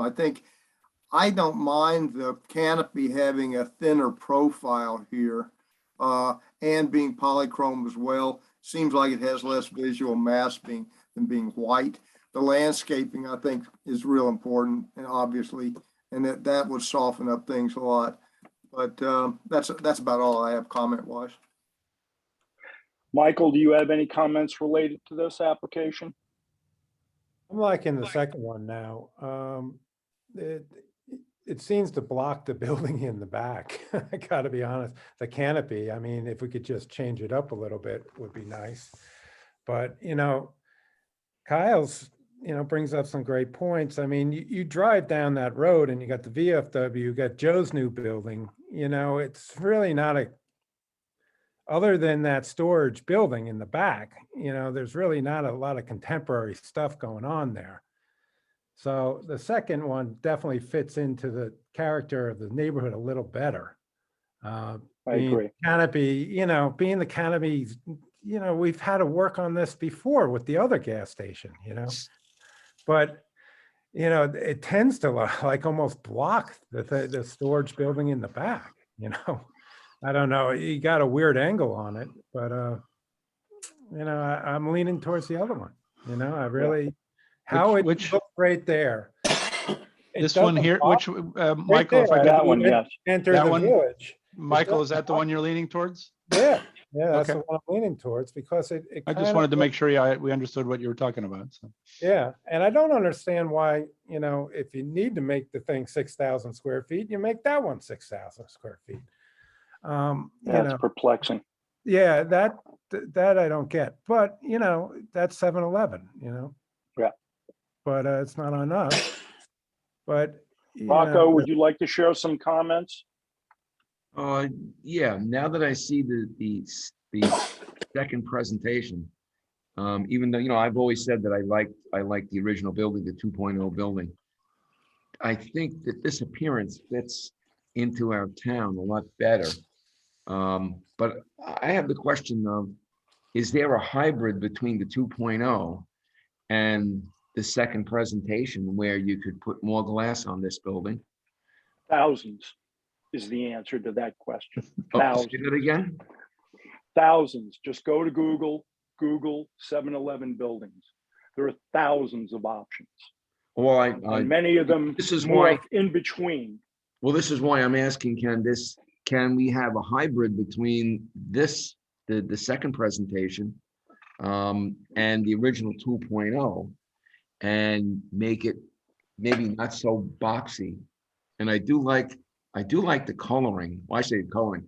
I do like, for lack of a better term, the whiteness of the second presentation. Yeah. And I'm thinking that, it's our way or the highway with the 2.0 or nothing. And I think it's a mistake to not try to bring in that 2.0 building if it means changing the appearance a little bit. So I'm with Michael, and I'm liking this second presentation because I think it fits in a little bit better with the town. Well, Erwin and Jim, I think you're hearing a general consensus with the exception of Larry. I will assume David would go with whatever. I don't know. I can't speak for David. Certainly. Well, I think we know where he lies on the spectrum here. So, okay. Yeah. Well, that being said, I'm wondering if there is a compromise so that we can get you shovels in the ground quickly. I mean, the box is not something that generally has a great deal of appeal to our planner, to our engineer, and to anybody but Larry. Okay. So let's talk to Larry for a few minutes then, okay? But that being said, I mean, certainly there can be a middle ground here. And, Right. Perhaps walking this backwards and trying to come up with the 6,000 square foot building. I mean, we have no objection to the size of the building. And certainly the canopy is going to be something we're going to nitpick for a couple meetings. Right. But, I mean, let's try to get to a mutually desirable appearance. I mean, your landscaping looks good. We're real close here, boys. Yeah, I don't really have a problem with the gable roofs, with the gable or hip roof on top of the canopy. I don't like the sheer white, the vastness of the whiteness of this thing. I think it looks very thick, the canopy with a little gablet on the front of it being white. I applaud the idea of having as large a store as they can get in there that works, because I think it benefits people that use the 7-Eleven. But perhaps if there was some polychrome or color added to some way to make this less visually obtrusive to me, this whiteness of it, perhaps there's some middle ground there. Larry, are you talking about polychrome on the canopy, or you're talking about on the building? Both, on both of them. just like you had on the first example. I thought it with having multiple colors, obviously they were tasteful and fresh and whatever. I thought would benefit this structure better than this big boxy look that the white one has.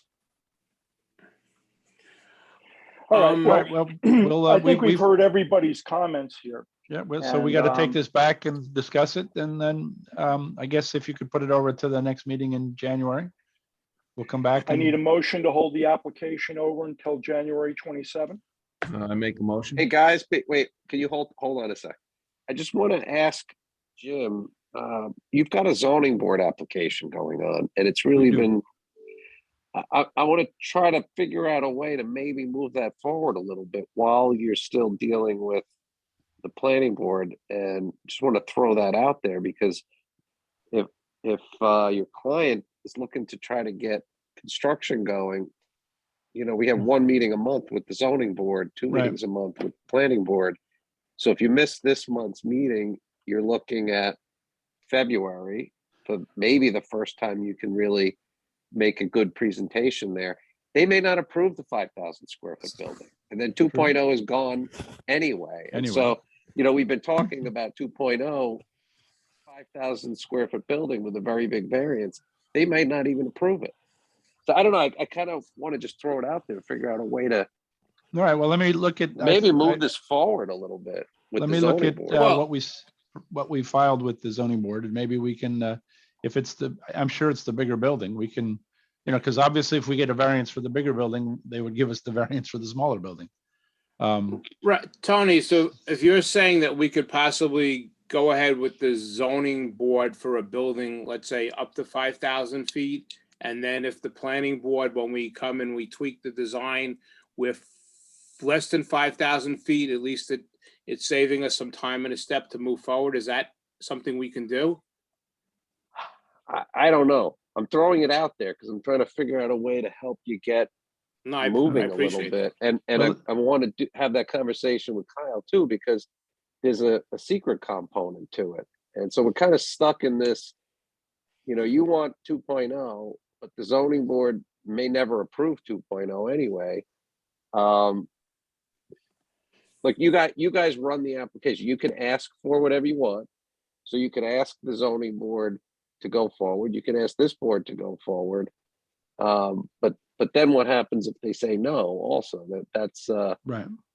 Then you got to Well, re-advertise and start all over again. And Let me you're talk set with, back. let me talk offline with Erwin about this, and then if necessary, I'll have a conversation with you, Tony. And Okay. and then we'll maybe formulate an ask on that. Thank you, Tony. That was a very good addition. Yeah. Before we hold it over, there's just somebody, an attendee that has their hand raised, so I'm going to move them in. Okay. Thank you.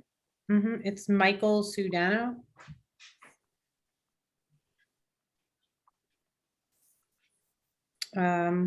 He's in the room, so go ahead. Michael, unmute. Can you hear me? Yep. Yes, hi, this is Mike Sedano, architect. I have no say in this at all, but just looking at just looking at the traditional looking 7-Eleven looking one. What if you just put a doggy dormer on both sides of the peak? Just in a window, wouldn't that add a little more character to it?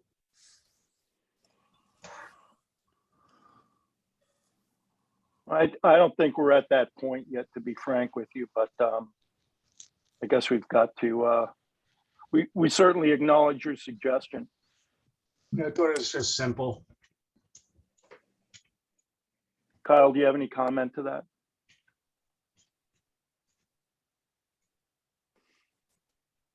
Maybe not. I think he's muted. Okay. All right, well, at this point, Mr. Chairman, maybe we could just put it We'll over move to forward, yes. the meeting All in right. January. And So I'll follow through with the motion to hold this application over to January 27th. Make a motion. Second. All in favor? Aye. Thank you very much. Thank you. Good night, all. Thank you. All right, so the next application is number 11, Hampton Synagogue, 1315 Brook Road. I see Frank Lombardo and Bo Bishop are both here, so I'll move them in as panelists. And they can let us know if there's anybody else with them.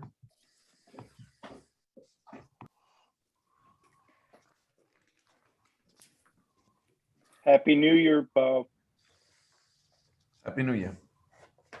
There we go. Can you hear me now? We can Yes. hear you, Bo. Do you have anybody else with you, or is it just the two of you?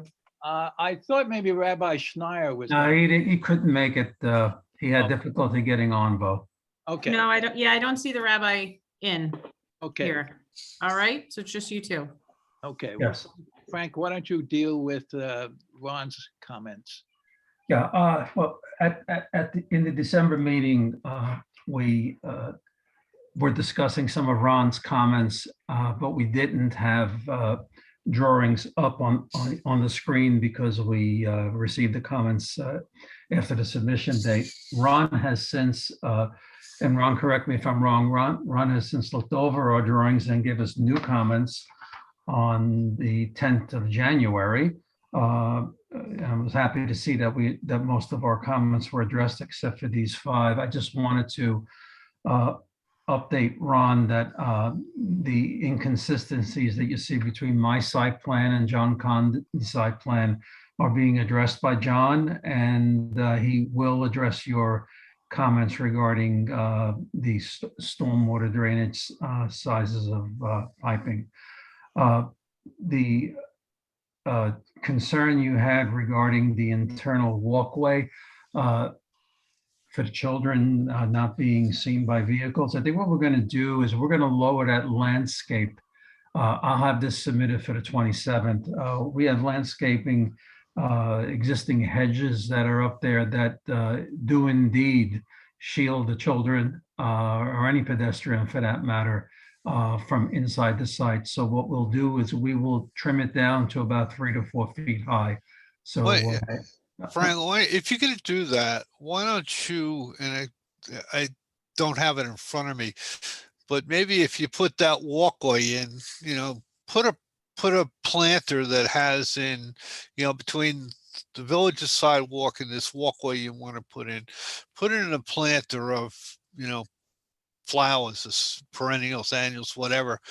And then behind the walkway you're putting in for the children, then put in a row of evergreens, and somehow we'll have to tie that back in on the north side of the driveway. But okay, something like that, maybe put in something low, and then the sidewalk you want to have, and then something higher behind it, because we do want to shield the cars in the lot. Right. Okay, I think that's a great suggestion, and we'll definitely look at that as the option. That makes perfect sense. You mentioned on your 4th comment that there's something wrong with our photometric on the basketball court, and you're right, there is something wrong with it. The way that photometric was drafted is basically considering only 4 fixtures. Apparently, the middle fixture was not computed in the calculation. So I am revisiting that, and I will have a revised photometric for the basketball sports court and its impact on the rest of the site. It will be a tremendous difference. That's number one. Number 2, you had 2 on each end of the court too. Yeah, I did. I want to, I'm looking. I don't know if you need them. That's right. That's exactly where I was going with this, because the preliminary levels that I've been coming up with are really increasing the foot candle level that I may not need those at all. You mentioned 10 foot high. Can I not go 12 foot high according to the village code for that basketball court? I couldn't think offhand, but I think that's, you had 10 on your site plan. I think that's all you were specifying.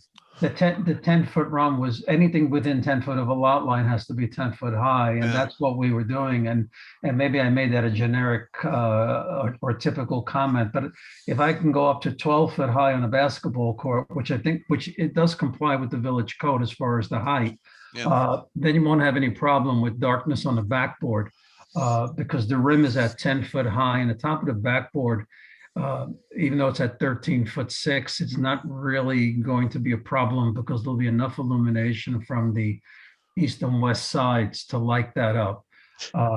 So I will look at that. I just want it to work practically. Yeah, no, so do I. I don't want dark spots on that. I'm trying And this is kind of in the middle of the site, so I'm less concerned. Right. If we can only go to 12, we can only go to 12. But that's fine. And I checked with the Illuminating Engineering Society. IES is talking about a minimum 30-foot candle average for the basketball court for kids in high school and stuff like that. It's not a professional court, obviously. So doing it this way, I think we'll achieve that. Those are basically your comments, Ron. And as far as the comments that Brad had, I think we addressed all of them back in December. But again, the plans that you had were not 100% reflective. The plans that you have now are. So if there's any other comments, we'll welcome them. But I think we've got most, if not all of those done. I'll go back to Bo now for the rest. The last comment, we have been to the zoning board and they closed the hearing and we are expecting a determination on January 20th. The last comment dealt with the corner dedication. I guess the issue is what do we want to dedicate? And we have no problem with the corner dedication, the improvements that the village has put on my client's property. It's been in existence since living memory. So there's sort of That's saying something. it's sort of an implied dedication and implied acceptance. But Tony, I guess his questions. So first, I guess we would suggest is an isosceles triangle to include all the village improvements on that corner, and then a quick claim deed to the village for that property. Tony, does that work well with you? I can't picture it at all. I have no visual in front of me, so I'm at a loss for. You're talking isosceles triangles. I'm sorry, but Triangle that has two equal sides. If you email it to me tomorrow, I'll talk to you separately about it. But once I have some kind of picture in front of me, I can't really. Well, I just can't picture it. I was more concerned. The reason I wanted to do it that way is only because it would make the description a lot easier than trying to describe curves and radiuses. Yeah, I agree. Yeah, exactly. So I guess the main issue is whether we can dedicate this by a quick claim deed to the village for public use. Is that acceptable? I got to think about it. It's a good question. I got to think about that. Okay. And that does get into getting the trustees involved, because yes, if you're going to do that, they have to be the ones to accept it. So I'm not saying that's a bad thing, but it just adds that step to it. It doesn't, that doesn't have to be part of the site plan. It can be done after the fact, before CO. Dedications I've done with the county and the state and that kind of stuff. It's usually it has to be done before the CO is given or something like that. Yeah. Yeah, and But usually they could theoretically say no. And I'm not saying they would say no, but you always have to account for that possibility that they could theoretically say no. If they say no, whatever exists now exists. True.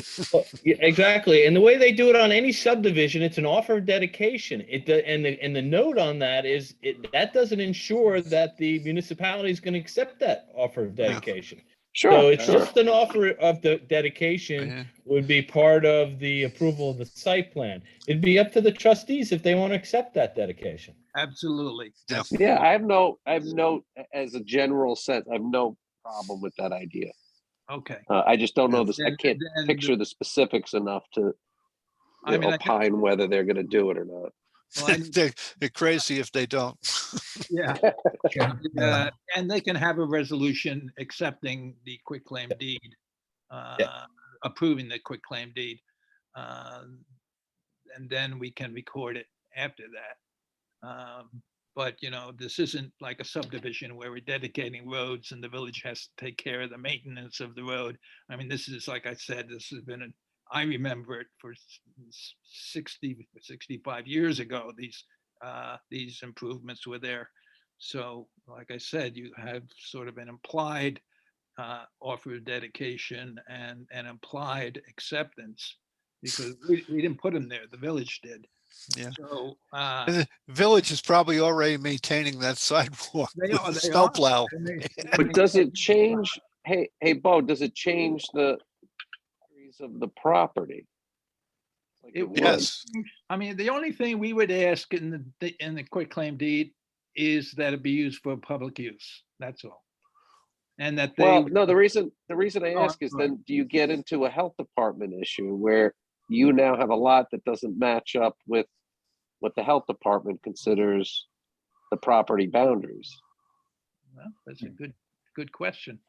You know, that then possibly gets into, do you get health department approvals when you need them later because they say your lot line doesn't match up with what our lot line shows. And so let's talk that through and make sure it's. When I've done it in the past, there's been a deed transfer. I don't know if it's quick claim, but it's generally done after CO. So as far as I know, they treat it like it was a taking. So Right. it doesn't hurt the property's attributes. Right. Okay. Yeah, I'd be worried a little about the health department afterward. That's all. Like, because that could be 10 years from now where they go in for some kind of modification, and the health department says, "Wait a second, what happened to this sliver here?" And they say, "Now you need a subdivision," right? In their minds, they call that a subdivision. That's true. And go get the village to join in your subdivision application. God. Oh God. Yeah, I just don't want to create. I mean, is there a way to do it with an easement instead? Yeah, well, Yeah. I mean, that doesn't change the lot lines. That might be That might, even an exclusive easement if you want. I don't know, but I think somebody should research that with the health department and see if this is even an issue. I understand what you're saying. They used the 1981 tax map, and if it's not consistent, but I think when you're talking public right of ways, there might be an exception to that. Okay. maybe. I don't know. That's beyond. I'm always a little nervous about lot line changes without going through them. Me too. But well, like I Okay. said. Obviously, this is going to need some attention. All right. And well, I think we can deal with this before a CO is issued. That we still can obtain site plan approval, Right. subject to either giving the village an easement,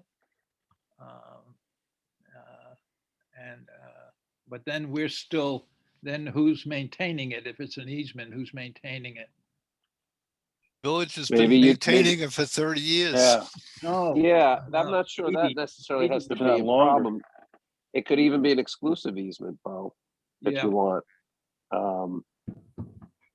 I'm sorry I caused so much problem. Better now than later. Yeah. Okay, exclusive easement. All right. Let me take a look at that, but it's something that can be done, and we can think about it when we get toward the end of toward the end of approval. The one issue, no, I think that's all I had. Getting zoning board, secra, we won't be able to do secra until the zoning board renders its decision, right, Tony? Trying to explain, why wouldn't we be able to do secret? This Yeah. hasn't been No, coordinated. Well, the ZBA can't act, the ZBA can't act until the secret's done. Yeah, but I thought, wait, did we coordinate this review or not? I thought this one wasn't coordinated. I think it I was. don't know. If it's uncoordinated, the ZBA can do their own secret, but secret Yeah. has to be done before the I know. decision. But that's what I'm asking, is that for some reason I have a ZBA feeling was we gonna do didn't their own. coordinate. We didn't coordinate review on this one. Brad, do you remember? Yeah, the ZBA was going to do their own secret because the thrust of it was the Arlupa argument. And Yeah, that would work. So Okay. I don't have any problem if Kyle wants to put a secret resolution together for the next meeting. 7th, Or- is that feasible? Whatever. For the ZBA or for the planning No, board? I you don't could have do a- it. planning board. You could do it for the planning board. You kind of put the EAFs together. I could then use it for the zoning board too, the following. Yeah, that's So, fine. yeah, I think That Tony. would be helpful. The discussion Yeah. was we were not trying to hold them up. So if need be, zoning board was going to do their own secret. But Yeah. if Kyle and the planning board do it beforehand, then of course the zoning board can And just it's use done. When's their next meeting? When's the ZBA's next meeting? 3/7. Next week. Next week. Oh, yeah. The 20th. Okay, yeah, look, I can get you the EAFs and then they can do their own secret at the next meeting. Copycat. It's the best of both worlds. Thanks, Kyle. Yeah. All right. All right, so let's Well, move we'll this. still have a decision with the ZBA on the 20th then, correct? Right. We should, yeah. We should, but yeah, we're gonna work on it, Bo. Okay, great. Okay, I make a motion, I need a motion to hold the application over to the 27th. I make a motion. Second. All in favor? Aye. Thank you, gentlemen. Thank you.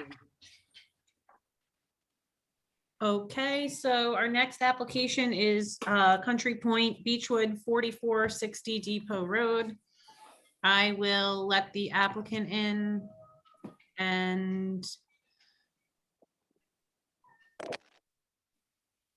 then we'll go from there. And we'll see who else is here with them.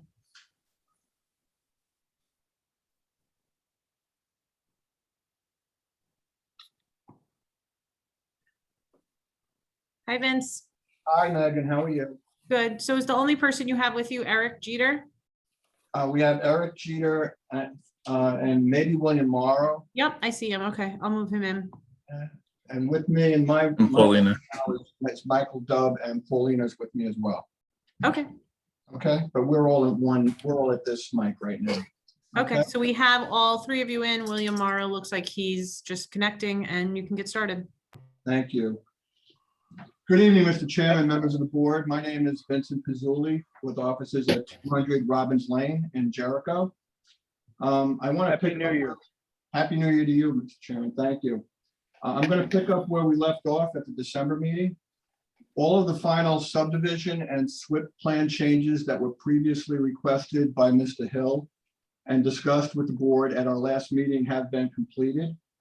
Mr. Hill and Mr. Smith have reviewed and accepted all of the previously requested changes, and they have now requested an additional modification of the emergency access driveway and the location of an additional lighting fixture.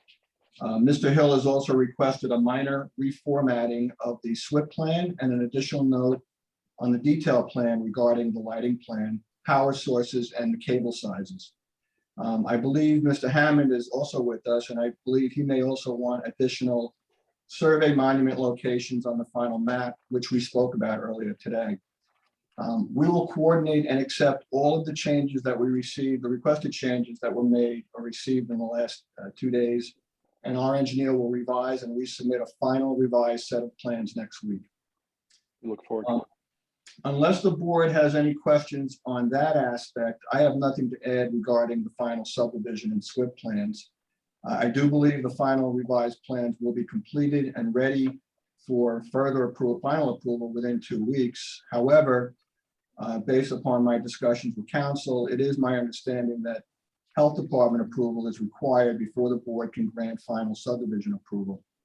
And in that regard, the health department and the board of review have conditionally approved Beechwood's application, and the only remaining steps to health department approval are the redemption of Beechwood's Pine Barrens credits and the filing of covenants regarding the health department's conditions of approval, both of which are in process and being submitted as we speak. In view of these remaining steps, and with your permission, I would like to request this hearing be continued on January 27th. If health department approval has been completed by then, I would like to keep that date to discuss and confirm acceptance of the final plans, the performance bond estimates, and the park fee appraisal, both of which were submitted to the board in December. And then with a view toward crafting and discussing the conditions of a resolution of final approval and closing the public hearing. If we have not received health department approval by January 27th, I would then request that the hearing be continued at the next meeting, which I believe is February 10th. My client, Michael Dubb, is here with me this afternoon, and he would like to discuss a few things regarding site security and preparation. Unless you have any questions on the plans, our engineers are online. Please proceed. Hi, this is Michael Dubb, Beechwood, the builder developer. How are you?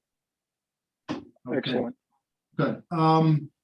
So as you know, and you're familiar with the site, Happy Bala, the previous owner, has vacated the property, and the property is barren now. The tennis courts are there, although people are coming in and trying to take pieces of the tennis courts, and the old small accessory structures that Happy used to operate his tennis company out of are vacant, and the utilities have been disconnected. I reached out to Brad Hammond, or I should say somebody from my company reached out to Brad to inquire if we could take out the old tennis courts and demolish those structures. It looks to me like kids have been trying to occupy them and hanging out there.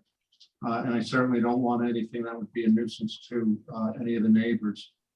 And he, if I'm following his advice correctly, he said I should notify the planning board or of my intent and confirm that it was okay.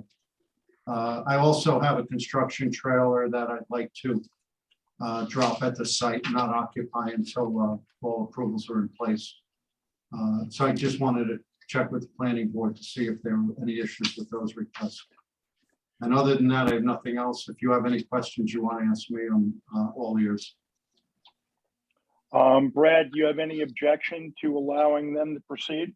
No, just because we have an active site plan or subdivision application before the board, I just always think it's proper for the applicant to request that the board's okay with authorizing the building inspector to issue any demo permits. It's kind of tied in. Yeah, appreciate it. It's kind of tied into the SWIP, where I think Ron's in a good spot with the SWIP because some of those erosion sediment control should go in prior to the demolition, including perhaps construction entrances or, if need be. So, but I think we're in a good spot with that, Ron. Yes. They have to make a couple little changes, but we should have that, I guess, next week. We're going to get that. So, Yeah, sure. You will. You'll have that by Monday. And a verbal is fine. We don't have to have a resolution or anything. It's just, I don't want to issue permits on sites that you guys are looking at unless you're aware of it. Yeah. Do any of the members of the board have any objections to allowing the applicant to proceed? No. Nope. No. Well, then, can we authorize Brad to issue whatever permits required to allow the applicant to advance? Tony? Yes, of course. Okay. You All guys right, do so, that all the time, so that's no yeah. problem. So Megan, are you keen on this? Everything's okay? The planning board acknowledges the request of the applicant and permits the building inspector to proceed.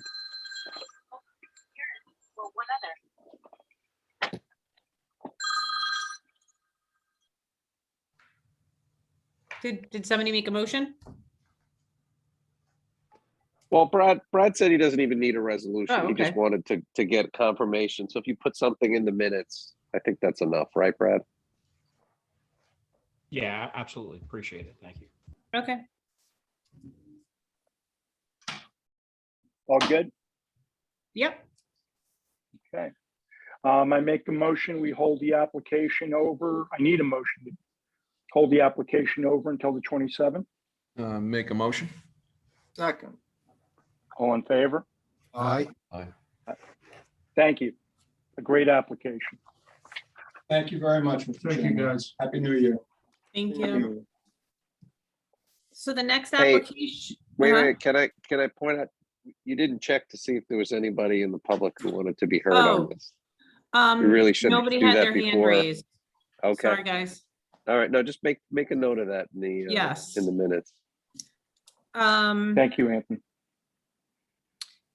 Yeah, especially for this one. Okay, so the next one is PGJG Realty, 214-238 Montauk Highway, Baby Moon. So Michael Sudano's in the room. I'm gonna let Carlo in the room. And then it looks like, and then they can let me know if there's anybody else here on the application. Paula should be there too. Oh, okay. Yep, I see her.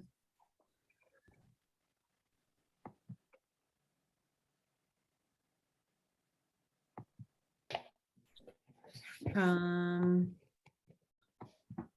just asking them to accept the panelists.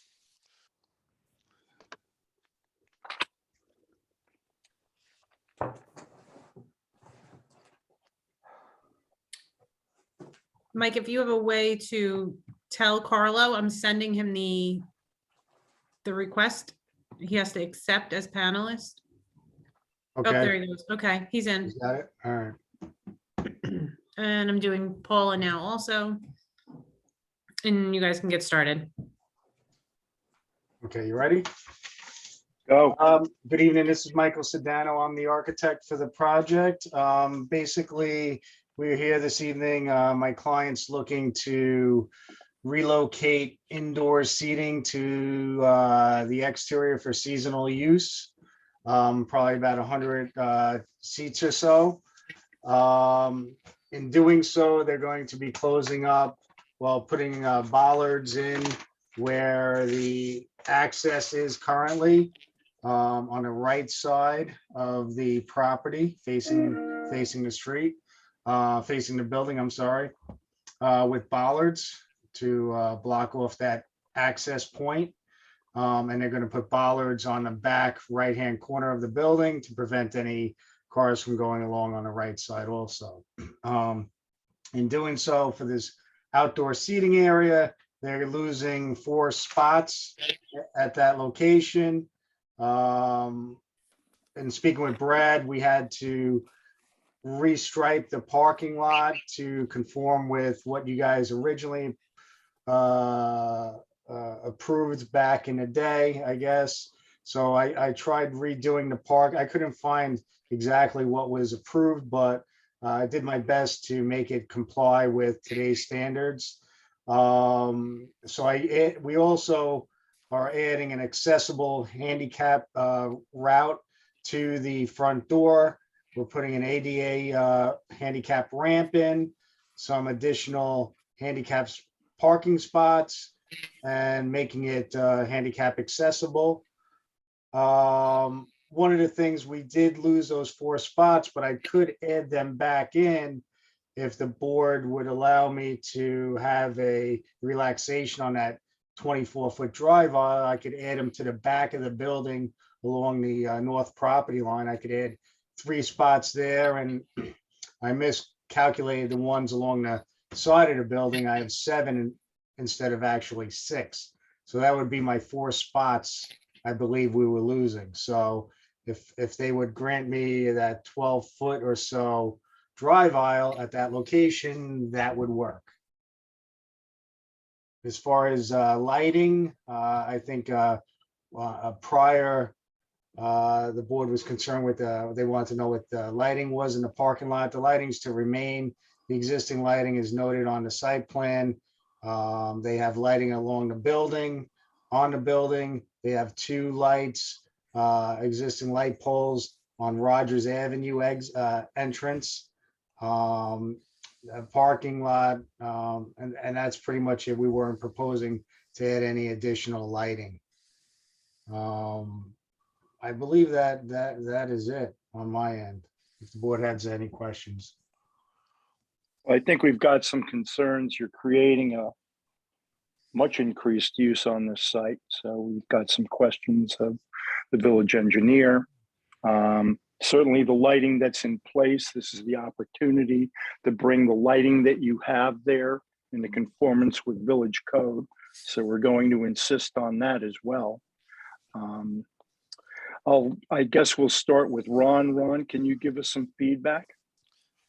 I didn't have an opportunity to get down to the office, but I want to compare the original site plan with what's presented now, because I know we're going to lose those 4 spaces, and I just wanted to see how we're going to make them up. Another concern I had was with the parking calculation was supposed to have, the CO says we're good for 153 seats. But I see that with 153 seats, we only have 4 employees, which sounds a little under what I would expect with the calculation. Yeah, that was more of 10. I apologize. I spoke with the client. 10 during off season, maybe 20 during the season, in that range. Yeah. It's just something I want to compare the original site plan and see where we go and what we go. It looks like you're adding one. Look like we picked up a space at the back end of the building where we close that aisle off with the bollards, and that's okay as long as that's closed. But in the winter, if you open that up again, that space goes away. And I don't know if you put the 4 back that you're losing up front. No, those bollards would stay there permanently. They have basically what their intent is to, during the season, if they're taking out 100 chairs inside the restaurant, they're going to put them outside. We're not increasing the capacity of the building. As far as the 4 spots we were losing, I could put them on a north, like I say, that north property line. But I would need a tighter drive aisle, like 12 feet or so. I just want to go back to the old site plan and look at dimensions, because we have put some flexibility into the parking. We can do, we still require the 24-foot aisle, but we went with 9 by 19s, I think, in an alternative 8 by 8 or 10 by 18. Right, that's how I have it. I drew it up as 9 by 18s. I got to check that, because I don't know that we have 9 by 18s. I think the 9s were by 19. I'm less concerned with where the spaces have overhang over a curb and vegetation, but those ones in the middle have to be full size. So that's something I need to do. I'll get down to the office next week and go through that. And I thought the one issue I have, and the board has to figure out, or how we have to figure out how to do it, is how, when you put those 100 seats outside, that we make sure that 100 seats are no longer functioning inside. It's a difficult thing to enforce. You can't see what, the building inspector driving by can't just see what's going on. And I'm not sure it should even be his responsibility to do that. Most of these cases, we're not putting that many seats outside. It's 10, 15, 20. This is really big, kind of big. And it is, if it's enforced and that's what happens, we get 100 spaces outside, and we're still, the total is still 153. It all works good. We just got to figure out how that'll work. And maybe Brad has some comments on that as a building inspector, maybe his to enforce. Yeah, I mean, we went over this with Mr. Sedano, and I appreciate them coming back, because if you all remember, this site plan kind of stalled out, and then they had to renotice this and resubmit. But it was always my understanding that health department, the food control unit, would give some sort of approval on their end for seats outside. But then one of the Bruce Johnson of the Suffolk County Department of Health Services called one of their, I forget his exact title, excuse me, but he said they had no problem with taking seats from inside and moving them outside, like as long as they kept under their number, which was news to me, but it's hard for me to try to tell them what to do. The outdoor dining up in this zone on the B2 for that some of our applicants do through the trustees is limited to only 12 seats in the B2 and B3. So that didn't really work for them, and they needed site plan approval to do anything more than 12. So, but yeah, I did get written confirmation that it's really up to this board, that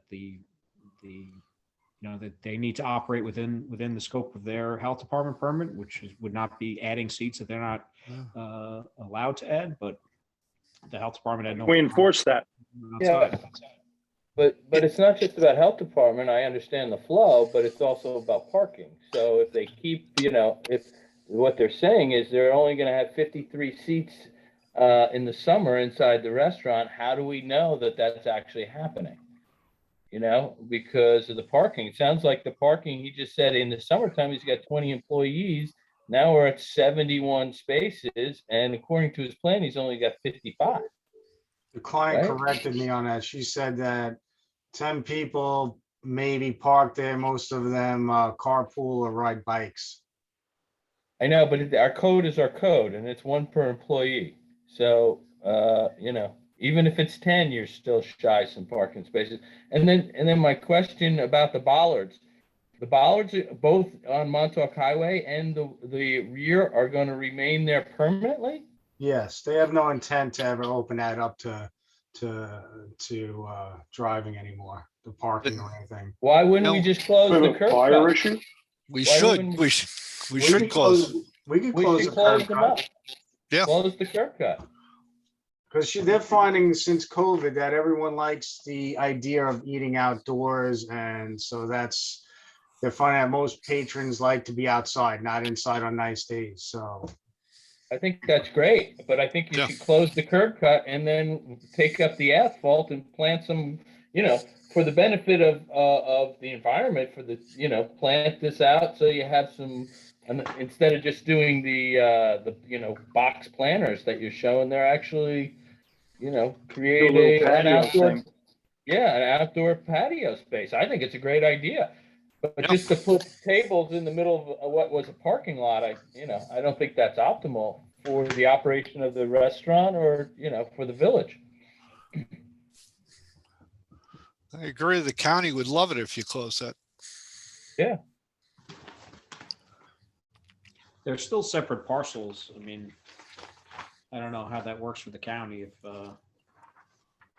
if you closed it and then wanted to open it up again in the future.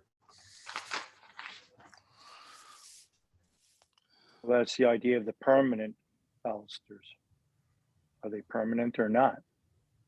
Bro, what did you say? There were separate parcels? Yeah, there's the parking lot there's 2 parcels. The parking lot to the west, and then the Baby Moons to the east is two separate parcels. We gotta, again, Ron, you gotta look at that original approval and see, because how we got off-street parking on an adjacent parcel without the principal use. I'm sure it could have been done, but there could have been some conditions as it relates to that. I would think they would have been merged. Me too. I would think one of the conditions that they had to be merged. I would have, and I'm not even sure it was the last approval, because that parking lot, I think, was already being used. Yeah, I saw that approval when this first came in under the other architect, and there's definitely a plan there that shows the original layout of this parking lot. Huh. I'll have to look at it. We'll have to look at it. Yep. All right, we're gonna need a little more effort on this application. So we're gonna hold you over until January 27th. I Okay, need a motion. Can we just confirm that there are nobody else out there who wants to be Yeah, I'm heard? sorry. That's correct. There's nobody else. Carlo. Well, Carlo had his hand raised. Carlo, do you have something to say? He just has to unmute himself. There you go. Carlo, you can talk.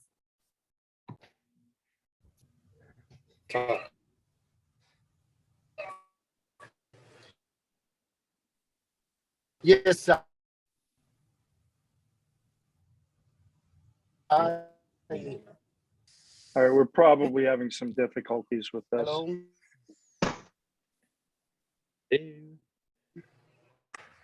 Not working, Carlo. Yes.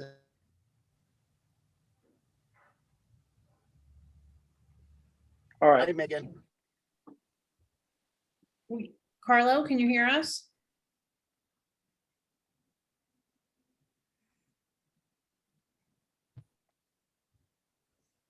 I don't know, Mike, we can't hear Carlo, obviously, so, Yeah, I'm trying to get a hold of Paula to tell him to, okay. I know he said he wants to talk.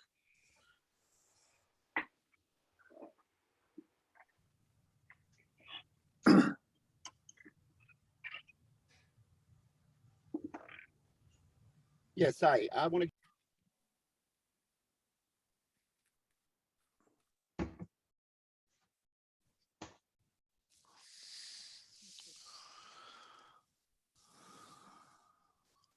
All right, well, we're not closing the application and there's going to be plenty of time for conversation. So Carlo, we can probably hear Carlo at the next meeting. Hello? Hello? Yeah, yes. You can hear us, Ralph? I can hear you. Ralph. Carlo, I Yes, can hear you. Hi, how are you? This is Carlos Scherstein. How you doing? Good. Yeah, I gotta say only something regarding the grass on the parking lots. Pretty much in the summer, when you got grass on the parking lots, you're attracting a lot of bugs. So We're not looking for grass, Carlo. We were actually looking for a patio treatment to enhance the site other than the blacktop. Grass wasn't really something we were discussing for this. Perhaps some field stone or bluestone or something to break up that asphalt parking lot. I understand. Okay. All right. Thank you. Thank you. How close can we go to the property line with those pavers or for the seating? I guess you can put it where the parking lot is. That's just my guess, but I would leave that to the expert. I don't think you want to go that far over. You should. Brad, yeah. Go ahead, pal. Brad, I mean, they're showing a 20-foot setback. Is there a reason why they're showing that? Is I there a wasn't requirement? sure. I wasn't sure if there was a setback to seating or anything like that. Yeah. Yeah, that's just the standard side yard setback in the B2. So I don't, it's really up. I think, again, that's up to the planning board, building versus exterior seating. I mean, I don't, as the zoning officer, I don't have if the planning board thinks it's appropriate to go within that 20 feet for uncovered non-structure or, patio, I don't have a problem with that. It's something we're going to be looking at. Yeah, I wouldn't want it to go past the edge of the building, but that leaves you quite a bit of additional space, I think. Yeah. Yeah, we'd like to see some suggestions on this, but removing the asphalt would be something we would desire, I would say. Does anybody from the planning board want to add comments? Larry, do you have any comment? No, I think that's a great idea to soften that up on that east side of that restaurant. We could get rid of that paving is a great idea. Rocco? I'm in favor of closing the entrance and also maybe doing some plantings to give it some privacy. Michael? Yeah, it sounds good. I'm worried about Montauk Highway and people coming off of it. I think if we do plantings, there got to be some sort of hard structure within it to stop anything from coming off the road into the tables, you know? Well, I'm kind of in favor of moving that curb structure back in place there too. But that's something that everybody's got to look at, predicated on the division of this property. Yeah. So, exactly. All right, so I need a motion to hold the application over to January 27th. Make a motion. Second. All in favor? Aye. Thank you. Thank you. Thank you. All right, so our next application is number 14, PAB Realty Holding, 314 June Road. And it looks like Aram Tertunian is here. And if Aram, when he gets let in, he can let me know who else is with him. Hey, Ron, have you looked at this? I'm trying to Is this a fill? I'm sorry, I don't have Yes. anything with me. I think all the fills we've looked at. Yeah, it's a fill. This is a fill. It's a brand new dwelling, Ron. I don't think we got out there, but Oh, okay. I think because of the Christmas to the New Year holiday, and then I was out sick. I don't think you guys did get to look at it, but Aram's here, so we could talk about it, and I'll set up for you guys to go there next week. Yeah, then I'll take a look at that Baby Moon site plan, then we'll do it all in one day. Okay. All right, Aram, go ahead. Well, thanks. Good evening, Mr. Chairman, members of the board. Aram Tertunian, First Coastal Corporation, West Hampton Beach, New York, on behalf of the applicant. I shared my screen, and so we're looking at the fill for the sanitary system. And it's a pretty straightforward application. We have our New York State DEC permit, our Suffolk County Department of Health permit. We've been in front of the ARB, and they have accepted our plan. And now we're in front of you for the fill for the sanitary. All right, well, obviously our experts haven't had the opportunity yet to fully review the application, so we're going to have to allow them that time. Aaron, the paving you have off to the side there, the driveway and paving, are you providing any drainage for that? I'm trying to figure out how the grades are working, but it looks like it flows towards the road. Well, it's really level there. Right now, the natural slope is away from the road, goes from 9 down to 7. As you see the contours. Okay.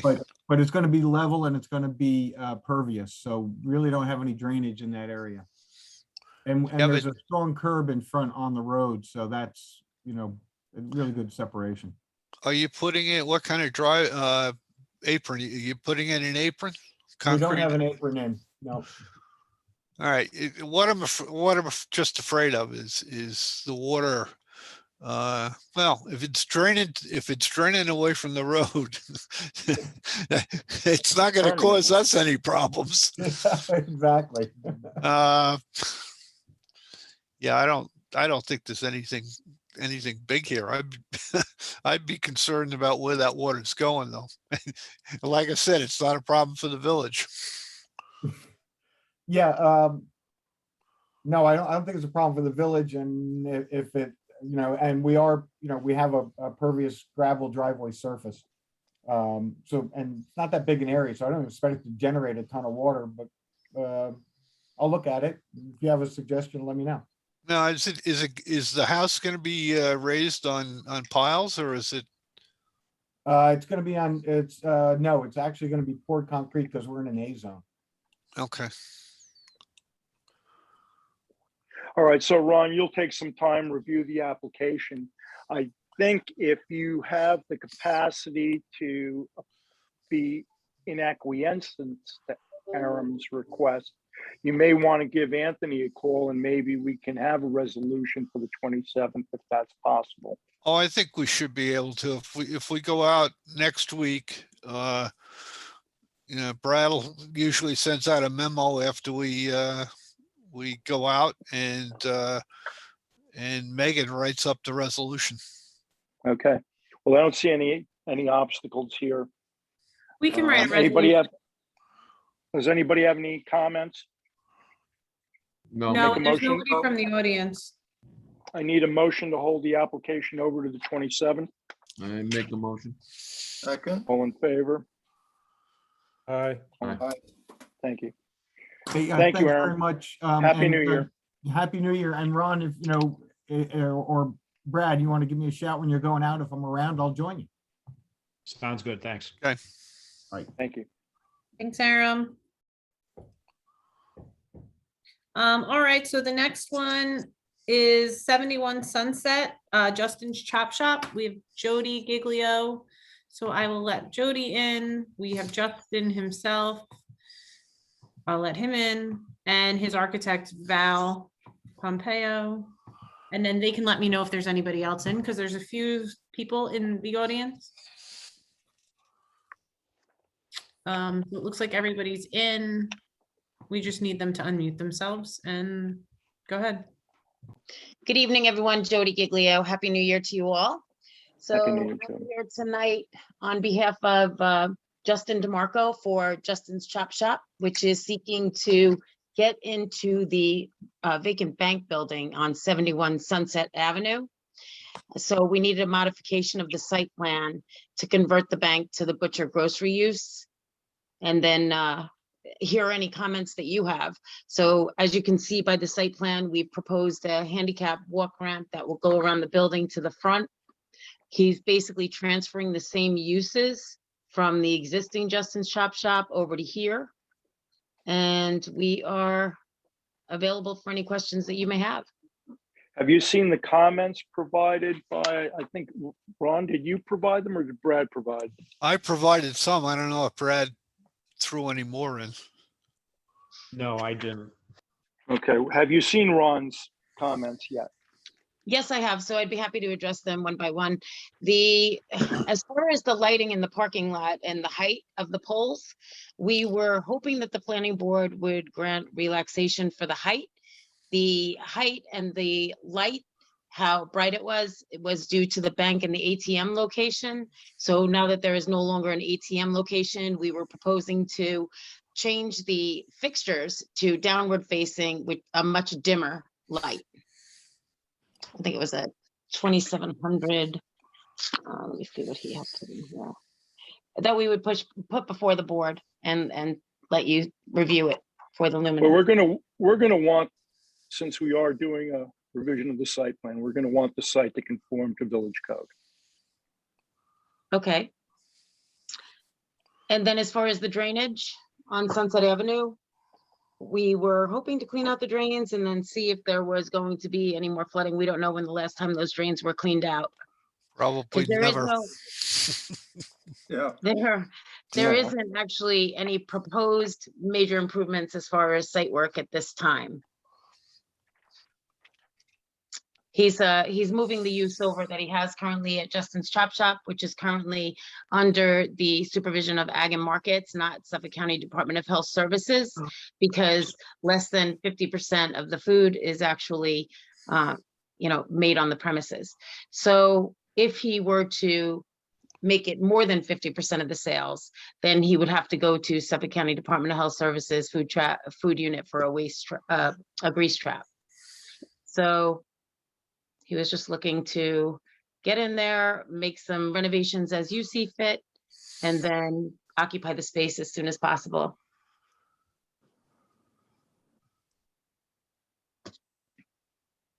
And So then you've got Ron Hill's comments.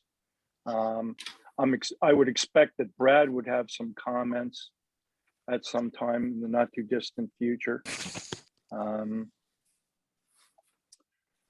yeah. Brad, Kyle is gone, so I don't have the ability to have his comments. We're certainly enthusiastic and excited about Justin's new venture. Yeah. Yeah. Yeah, the way I understand the application was just going from a bank to, it's still a borderline retail operation. So I'm not sure how much of the outside they needed to touch. Short of the lighting. the lighting and then the walk-in underneath the existing over. Yeah, I kind of, my comments, I think are, it depends on, with with the use of existing site plans that formally complied, what we do with them is kind of up to the planning board's discretion. We don't start over with a blank sheet. You know, I made a couple of suggestions in my comments that you may consider. You may just, you know, not want to do it. You know, whether you want more landscaping or whether, you know, I thought maybe taking out that one driveway that's no longer going to be used. But if that's something you don't want to consider, that's fine too. I just lay it out there. Just with regards to landscaping, we would like to, when the season comes into play, Justin would like to update some of the landscaping.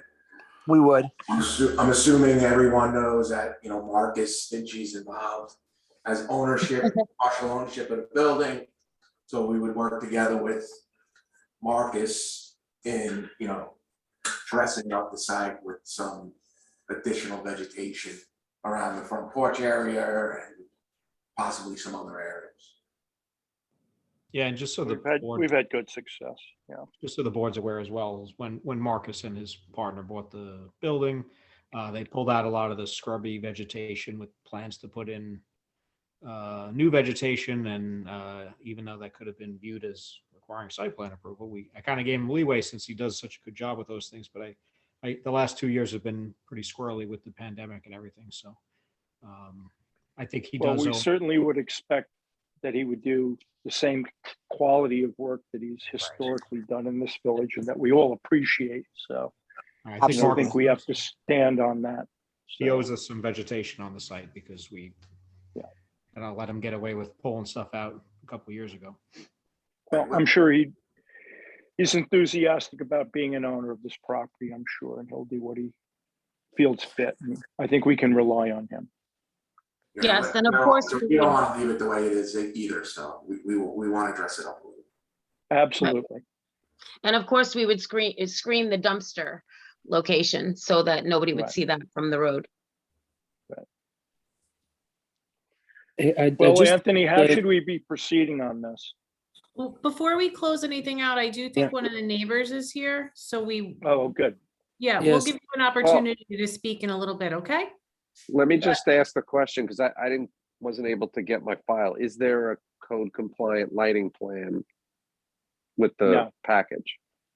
Well, because that is something, since the code changed a couple of years ago, that's something that's pretty much standard at this point, is to make sure we have a code compliant lighting plan with a change of use like this.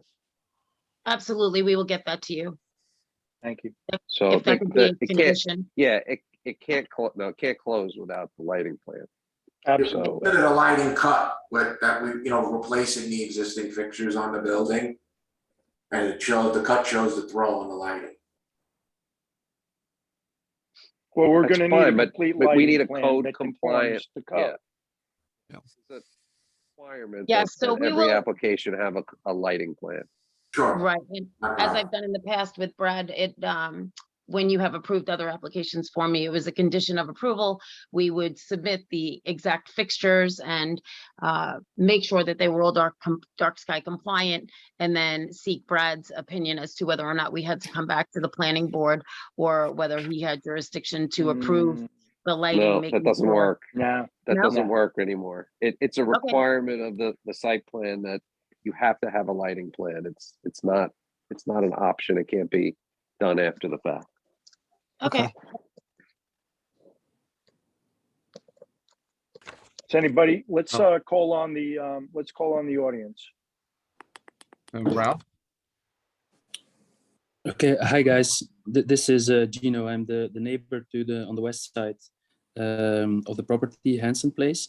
And I apologize, I haven't looked in any of the plans in detail if they have been made available. But just a couple of questions from my side. So I do understand that There's going to be, I think, a walk-in refrigerator being installed, I think, to the back of the property. And I'm just kind of wondering, you know, and I'm not sure if there's any rules around that, but I'm a bit concerned about the noise of that, and to see if there's, you know, any plans around that. We do have, you know, it's definitely in the summertime when those, you know, refrigerators have to do most of their work, obviously. If I compare it, for instance, 7-Eleven's fridge, you know, is something that we can hear even from our property. So I was wondering if that's being considered. That's one. The second question that I have is because I think I heard you guys say the dumpster, which I'm not sure if the plan is to keep the dumpster at the same location, which is actually, you know, fairly close to our property. And there's obviously a difference between a dumpster of a bank versus a dumpster of a butcher shop. So that also raises some concerns regarding smell, bugs, bees. So those were the two main questions. Thank you. Jody, do you have any comments?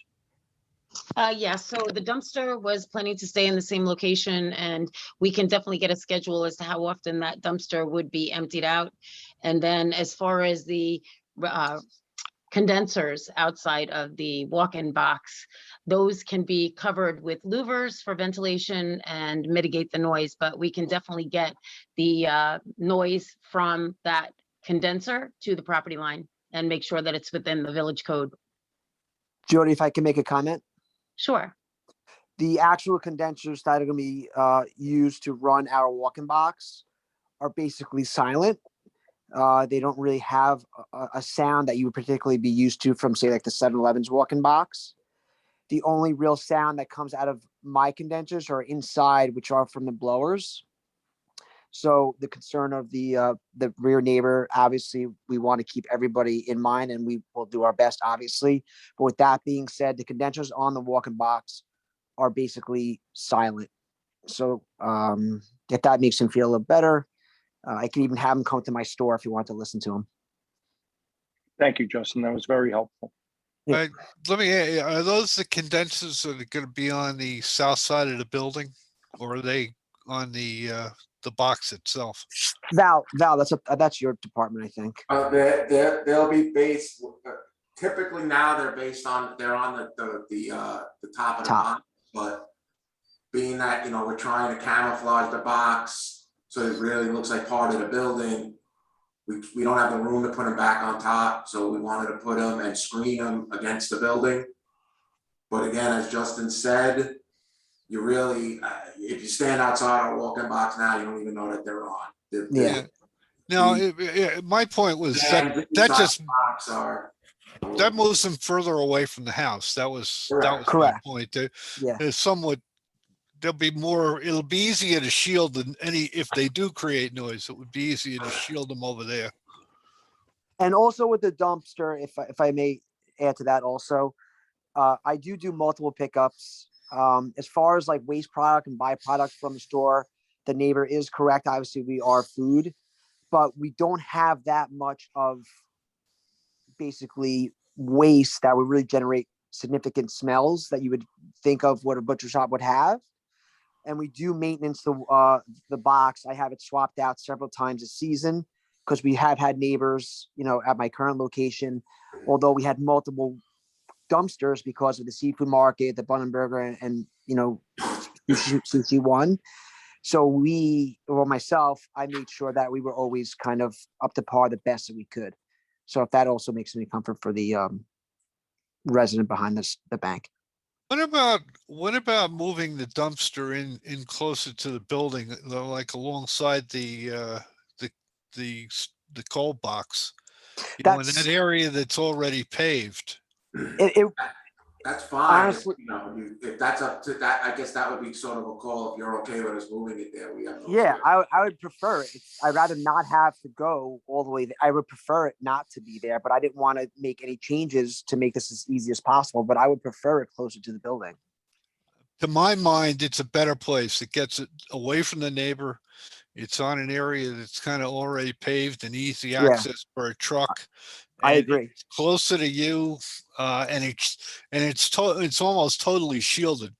Nobody I will ever agree. see it. Yeah, I agree. That's fine. All right. Okay, so we'll have David Fox change the site plan and we'll resubmit that and then hope to get on for the next meeting. Just a little clarification between David and the architect's site plan, because there's a little inconsistency there, and I'd almost prefer you only have one. Yeah, that's fine. We'll use originally when we submitted, we thought we could prepare a site plan. And, you know, we got David involved, so. Yeah, it shows We're gonna pull more. it from the package. Yeah. Apologies. Okay, so we'll be expecting a revised site plan and a photometric. And So I just guess- wanted to, I don't know if we're gonna be, I'm assuming we'll still be doing Zoom, who knows? I'm sure we will. On the 27th. So if you guys want to put it in person, and also if you could email it, I can send it out that way. If we get it by the 7th, today's what, the 13th already. They want it 10 days. Monday's a holiday. Tuesday I won't be here. So if you can, but I have access to my email when I'm away. So if you get it to us around the 17th, 18th, and 19th by email, you know, we'll be okay with that. they'll be able to look Yes. at it. I just won't be in person in the office, Jody, until Wednesday, the 19th. That's okay, Megan. Seeing as you're such an expert techie now, I'm sure that we Yeah. can email it to you and you can get it out to everybody.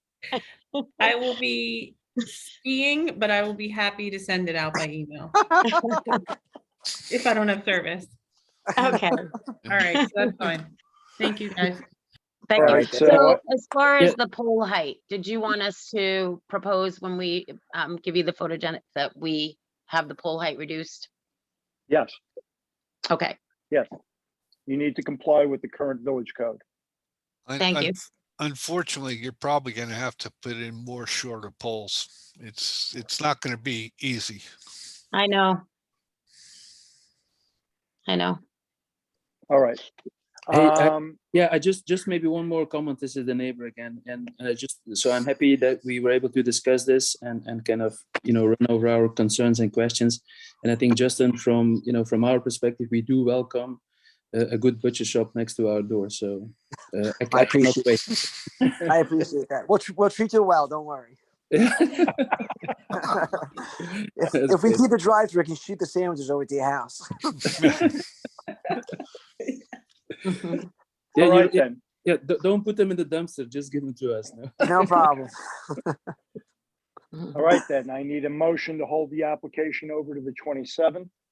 Hey, Ralph, I have a comment before we hold it over. Okay.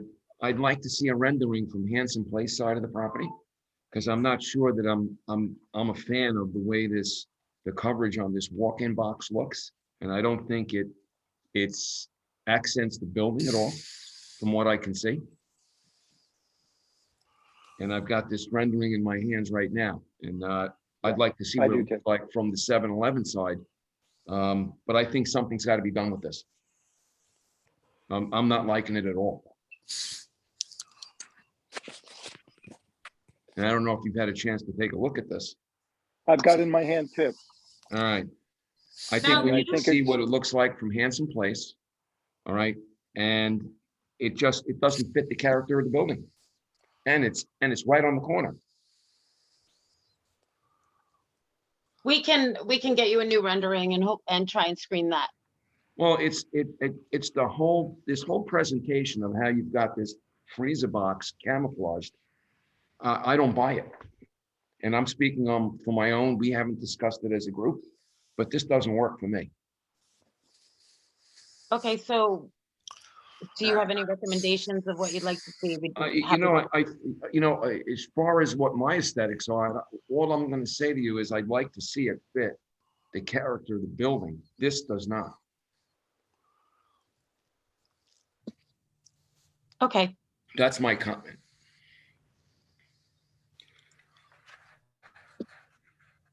So how you Michael, gonna Larry? address that? No, I don't have any comments on that. We can look at some other drawings. I mean, if you've got some other elevations, but I understand it has to be camouflaged and has to have air. Yes. Michael, do you have any comment? I see what Rocco's saying, but, Yeah. you know, it's a hard call. It kind of pushes out further. It just looks like it's stuck there for sure. You know, it looks like it could be done definitely better. Let's put it that way. You know, if it was in the back of the building and you couldn't see it, it's not a big deal. Yeah, It's on the I corner. understand what you're saying, Rocco, totally. You know, you're turning the corner and here's this Yeah. thing. Yeah. You know, it's just, you know, you're trying to camouflage a box that maybe the freezer box doesn't fit properly because it's, you know, you're looking for as much box as you can get. Right. But this projection past the roof line, I mean, this, or past the wall doesn't work. Yeah. When I say wall, I meant columns. Yeah. Understood. We'll give you a couple of versions and hopefully you'll like one of them.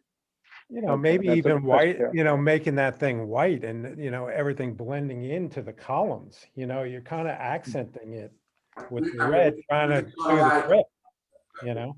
We could sort of like try like something like almost like a raised panel, if you like, which is Yeah. white. And Something then, so it blends into the structure a lot better than Maybe this. even brick facade. Well, I was gonna say brick, but I didn't want to be the one, because now if you do brick facade, you're also adding a lot more structure to, you know, you're adding a lot more money to this job, so I'm not looking to hurt anybody financially, Yeah, but, exactly. Yeah. I see what you know, it's just, but this doesn't work. All right, well, we've got some considerations to address at the next meeting. Yes, we definitely do. And we thank you very much for your time. Thank you. I need a motion to hold the application over to the 27th. I make a motion. Second. All in favor? Aye. Okay. All right, we have one more and it's a fill application. I just moved Sue into the room, so. Let's just. I think that's it. We don't have a decision on this because the, Ron and Brad sent some comments to her. And I guess she can answer whether she fixed it or not. And then our computers crashed today, so. I don't actually know what happened. Yeah, if I could jump in real quick, Sue, this is the Nepper 13 Meadow. Yes. Can you hear me? Yes. We can hear you, Sue. Okay, great. But Hi, Ron, Sue. Happy New Year. Ron, I got the revisions because we, if you remember, this had the speed drains, but we were worried about silting, so she changed them to boxes that can be. I'll show you when we next week maybe. We can these two I together. can explain it too. Yeah, go ahead, Sue. Okay, hi, good evening. This is Susan Wilsinski from Spaces Landscape Architecture for the applicant, Nepper. And I'm coming back to this site. It was recently improved, and the site was improved up to the existing tennis court. And now they want to improve from the tennis court to the backyard. There is an existing clay tennis court and an existing basketball sport court with a lawn in the backyard. And there's a hedge that completely borders the backyard. And their existing elevations are low. The low point is in the center of the lawn. It's about 3.2, something like that. And they experienced some ponding in the back in this fall and figured now's the time to do it.